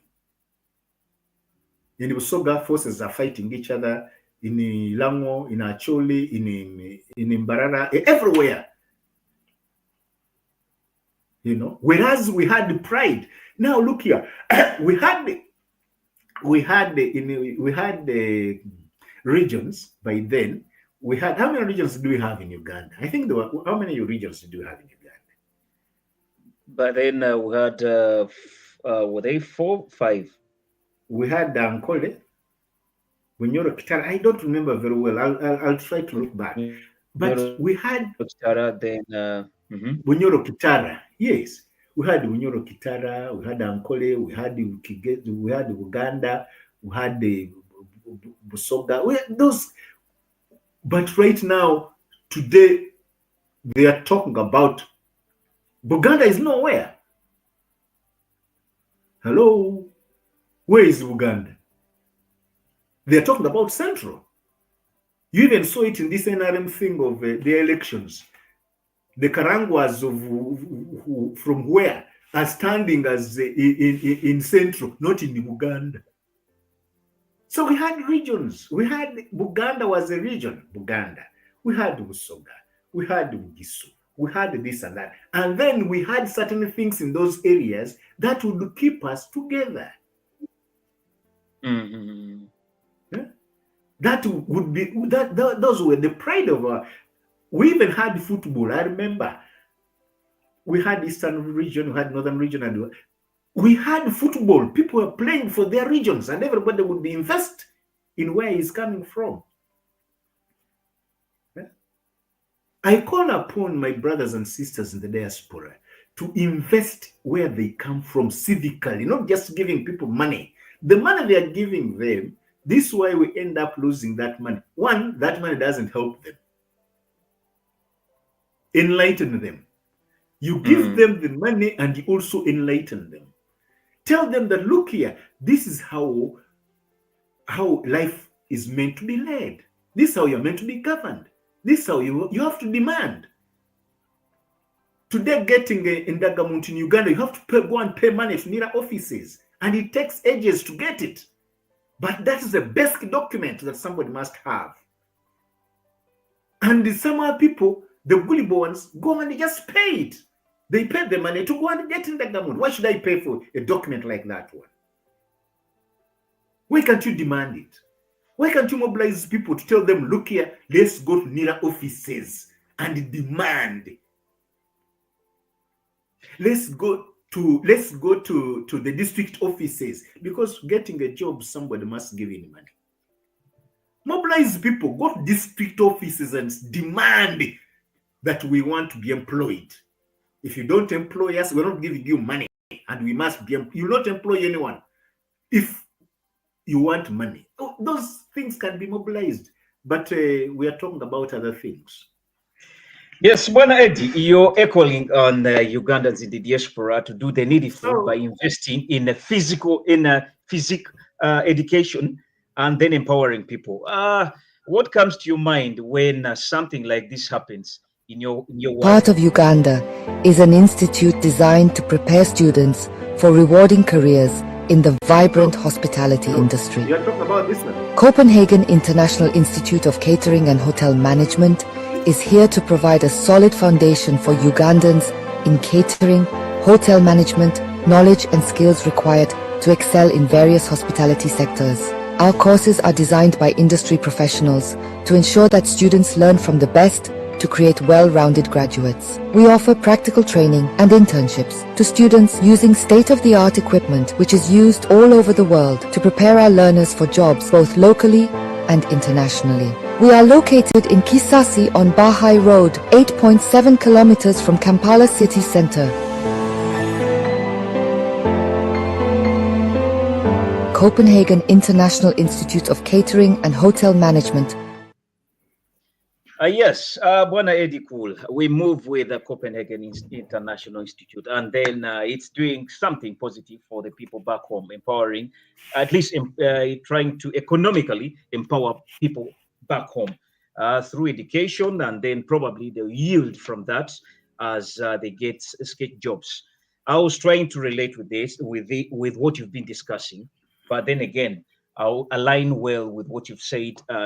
Let's empower them physical, I mean, in the physical education, so that at least they know their rights.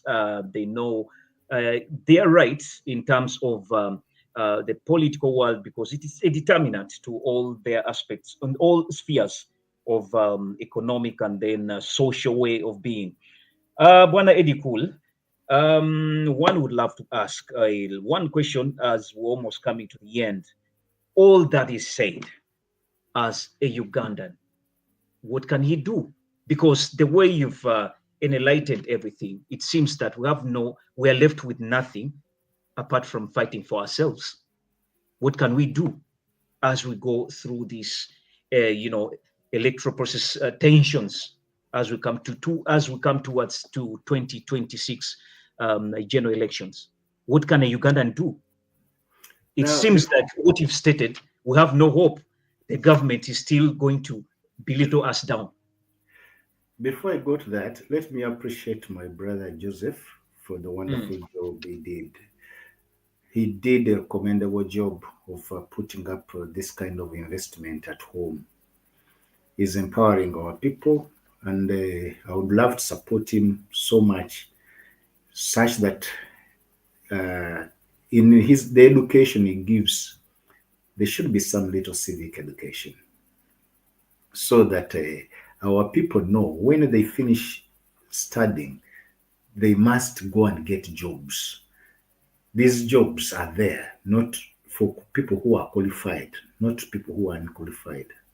Then instead of importing, I'm not being sectarian, and instead of importing these people from hoteliers from Kenya, let Ugandans be. There must be a campaign for Ugandans to be employed. And I'm very supportive of his development. That's a very good achievement. I pray it goes even beyond what it is right now. Now, going back to the subject matter, no, not everything that we are left with nothing. No, we have ourselves. What is important is to understand the problem. If we don't know the problem, then we cannot do anything. Now, we need to empower, to talk about the problem. Let our people know that there's a problem. Everything is not going on well. Somebody cannot come and splash 5 billion from where? Her boss, who was her boss in MOOBS, is being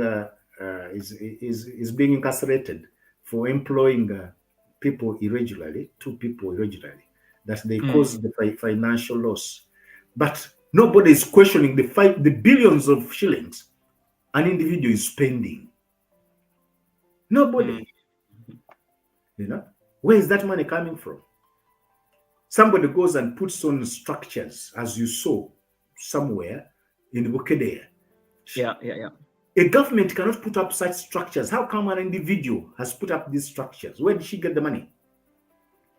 Or where did that person get the money? It's not only her. It's very worrying, even others. There are people who have kilometers of land. These people just came yesterday from the bush. How do they start having kilometers of land? They had nothing. No, it's true. These are things some people must question. The Karangwas of today have grabbed land in Busoga. I've met that guy. I know him.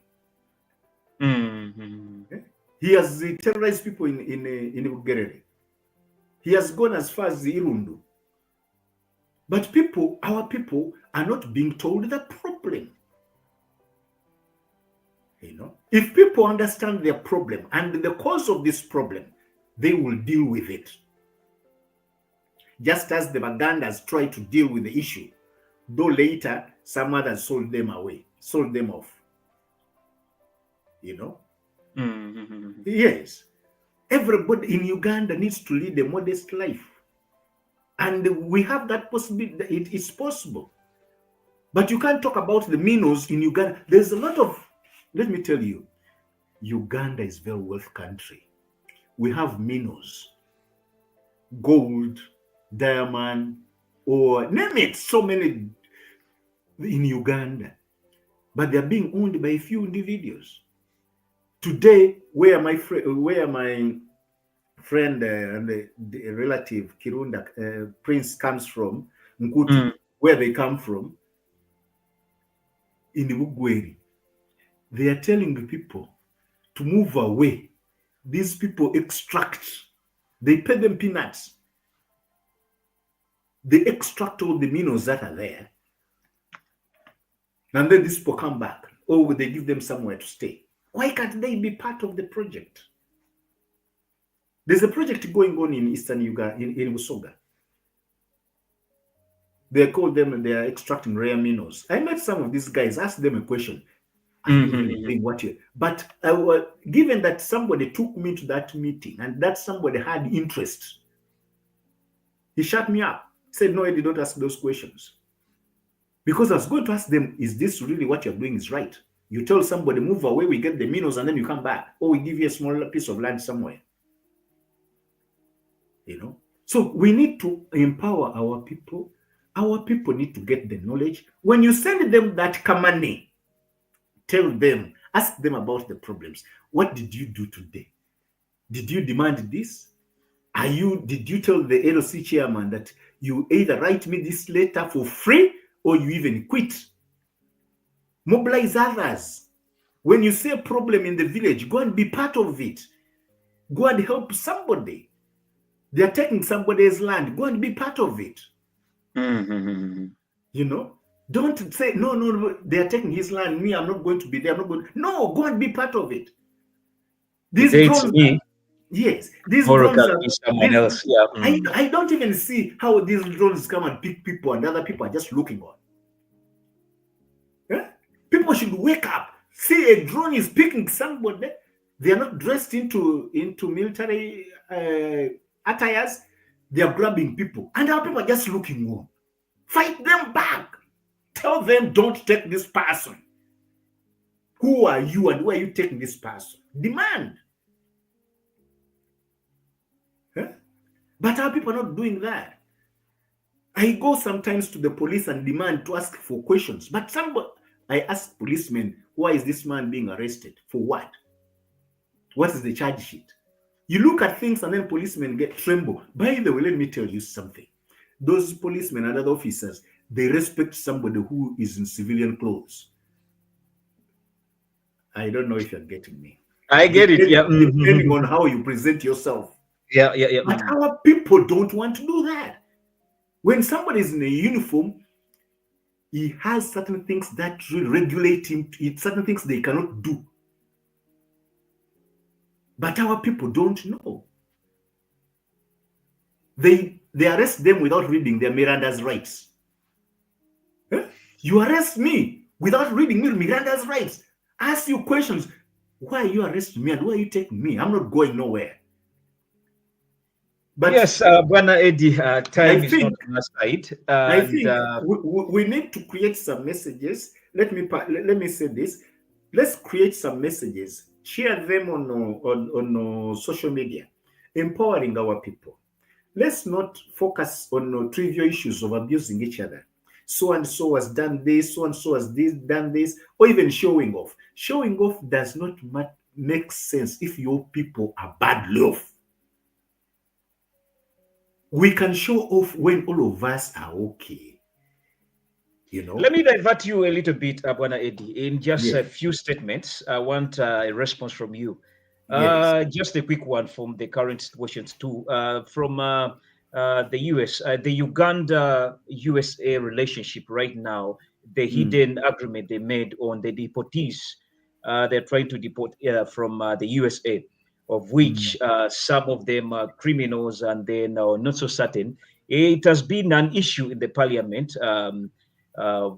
Today, and then they echoed it out that even members of parliament, they are not certain of these agreements.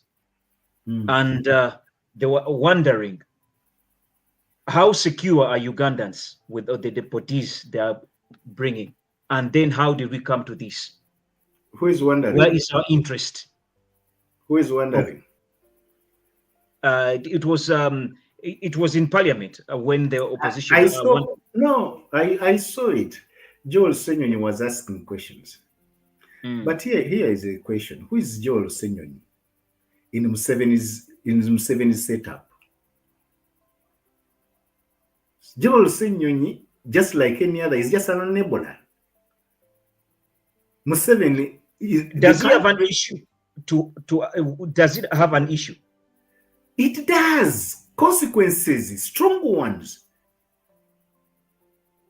What Senyonyi is doing, it's true, but that one is done in a normal government, in a serious government. You don't ask such a question to a junta. These people are just doing their own business. So what is the interest there with Uganda, USA? And it's not Uganda. It's the junta. It's Museveni and his family who are interested in that. That's for them, and it's them to know. You don't need to know. They're just doing their own business. Let me tell you something.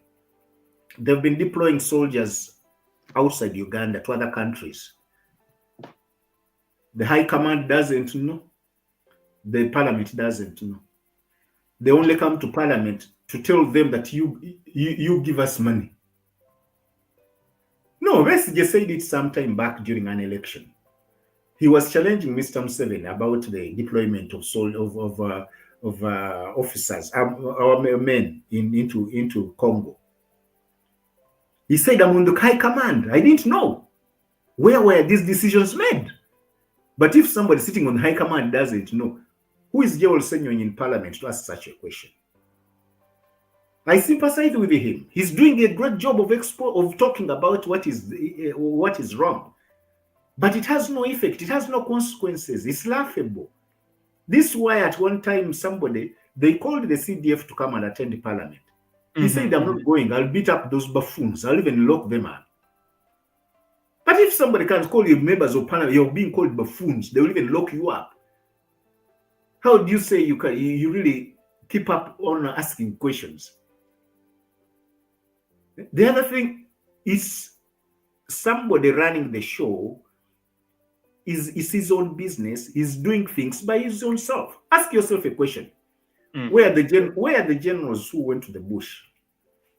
They have been retired by force. No, I don't know. There is only one constant. Actually, two. No, actually two. Otafire is a nobody. There is Salim Saleh and his brother. And the son. Only those two. And the son never went to the bush. He was born there. Salim Saleh and the man himself. Yes, and his brother. Those are the constant. There's nobody else. Ask yourself that question. Now, who is making the decisions? They sit and somebody wakes up in the morning, says, do this, accept this. And they're not doing, that one is not done into the interest of Uganda. What Joel Senyonyi should do, and others, is to tell Ugandans, the wrong things that are going on in the government, in the country, how we are being used, we are being hoodwinked. Let him tell Ugandans that this parliament we sit in is nothing. We don't even decide anything. Things are decided elsewhere. Let him tell you. Remember the case of Uganda Airlines. This lady. Oh yeah. Senyonyi was everywhere doing a job. Now I'm exposing this. They are giving him money. He's refusing. He's doing this. And that's, by the way, that's what happens. Those people who sit on those committees, they are given money. And a lot of money. And they silence, they kill, they also become part of the problem. Senyonyi said, no, I'm not going to be part of the problem. They told him, we will show you. Anita Mongo called him. He refused. He said, come on, we meet this lady. He refused. They said, okay, we'll show you if you think you are the boss. When he brought the document on the floor to discuss it, they are frozen. The mafia lady told him off. We're not going to discuss that one. Forget it. She told him off. Forget it. Now, can't you really learn? Can't you tell people that for us in the parliament where you are sending us, we're doing nothing? But then again, one would ask a question that at least that's the role now that's the last, bullet they're having, exposing. Questions like that, they can come in a sarcastic way, but behind, it's like exposing. Exposing to what is the effect? Let's try and look at the effect of the exposing. What is the effect? One, creating more awareness. Case in point, very many people weren't aware about this. When it comes about what? You're certain about this issue of the agreement between the USA and Uganda, accepting the deportees. But then again, there are very many Ugandans there who are not certain about it. So when the likes of Joel come on board and then, they echo this out, I think they're doing a good job. No, he is. My point.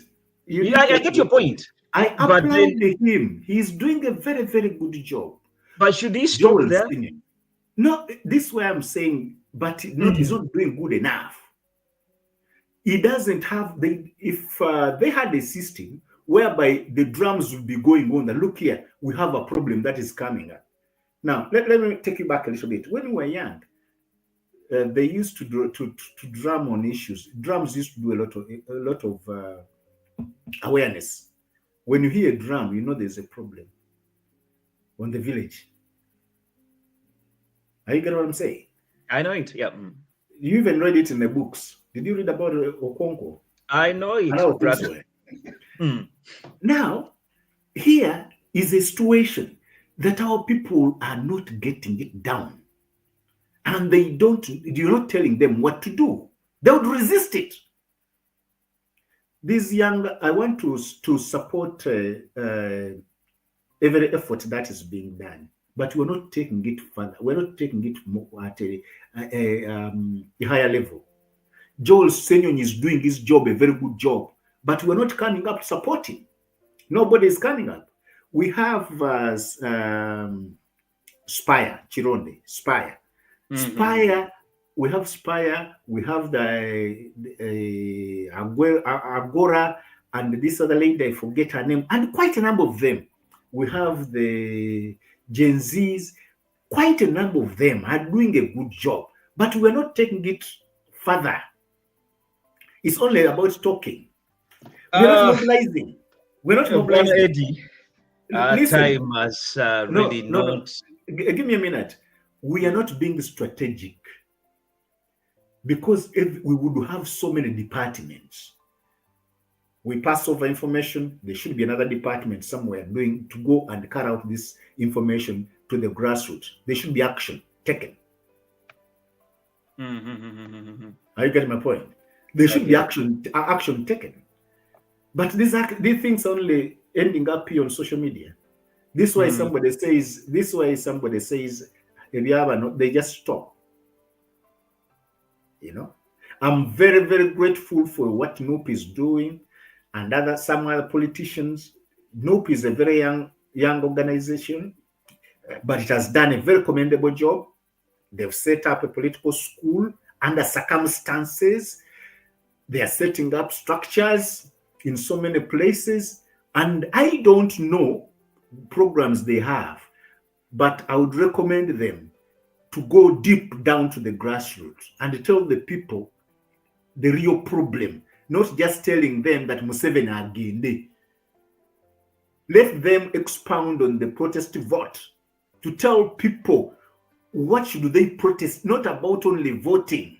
No, they need to protest about the basic things that are paining the local person.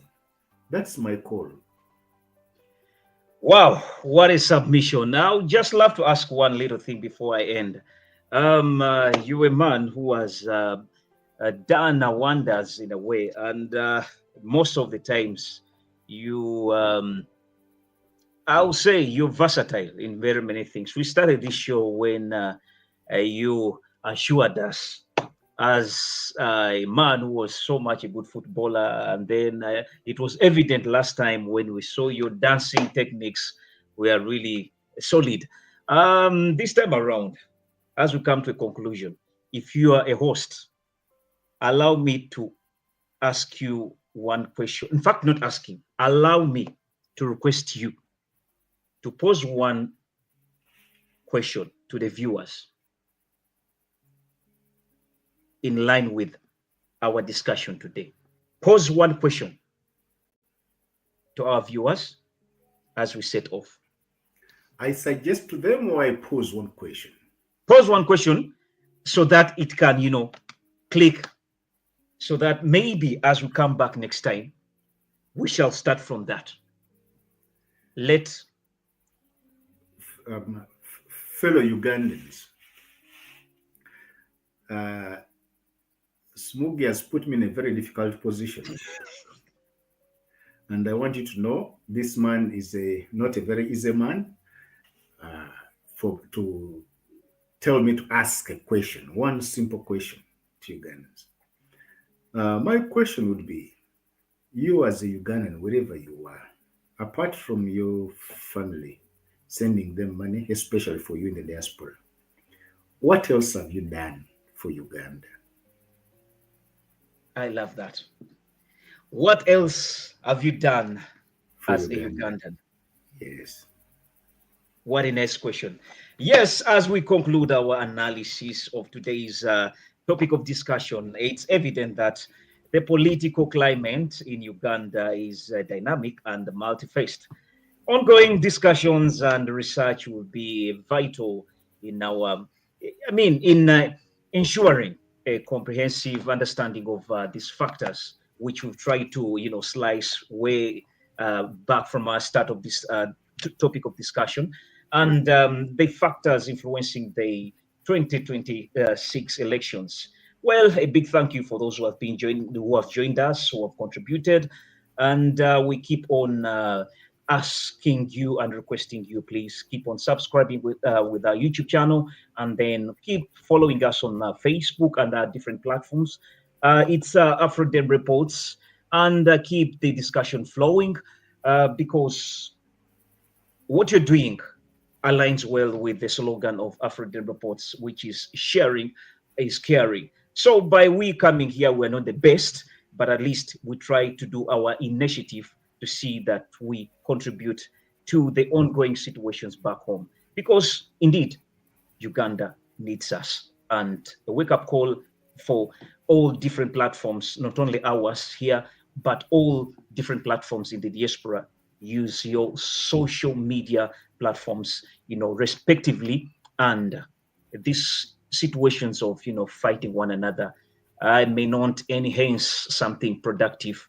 And remember, whatever we're discussing is just promote our country to see that it's aligned well so that our home suits us well. The man in question, Eddie Cool, stated it well that we should not do things that really put our country down. Let's do things that promote our country. But it starts with you, the man in the mirror. So our leaders, since you accepted to take us in the lead, in the direction, it should actually start with you, that we cannot do the right things to promote our country, yet you, the leaders, you're selling our country negatively. So a wake-up call to our leaders, wherever you are, while you're fostering people to do the promoting of the countries, to be the ambassadors. What are we ambassadoring? If that's English. If you're doing the negative part of it. How do you expect us to sell our country positively? So it starts with you, the man in the mirror. AKA Smoggy is the name. I've been the host of today. Topic of discussion was very simple, analyzing, the current situation, politics, and then stakeholders' role, looking at the key issues to see if it can shape 2026 elections. That's when I'm going to leave a question too. Will the 2026 elections solve Uganda's political and economic challenges? I bounce it to you, the viewers. It has been a wrap. Thank you very much. Let's meet into another interlude. That will be next week. Goodbye for now. AKA Smoggy alongside Bwanda Eddie Cool, the guest. Goodbye. Thank you.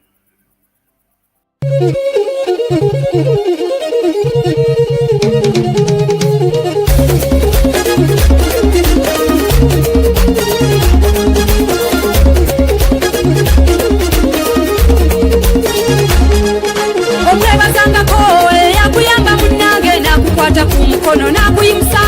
Okwebazangako yakuyamba baba nabako wakutuza. Lero nzize kwebaza oba nkuyite kusiima eri abalina emitima egirumirirwa.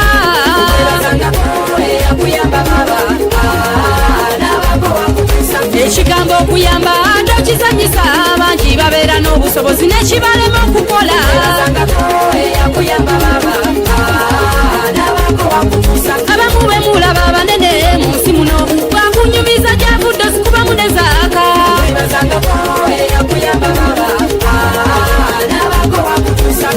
Abangi kwabo bafiirwako abazadde ku myaka emimpi ddala wamma tunuulira obulumi.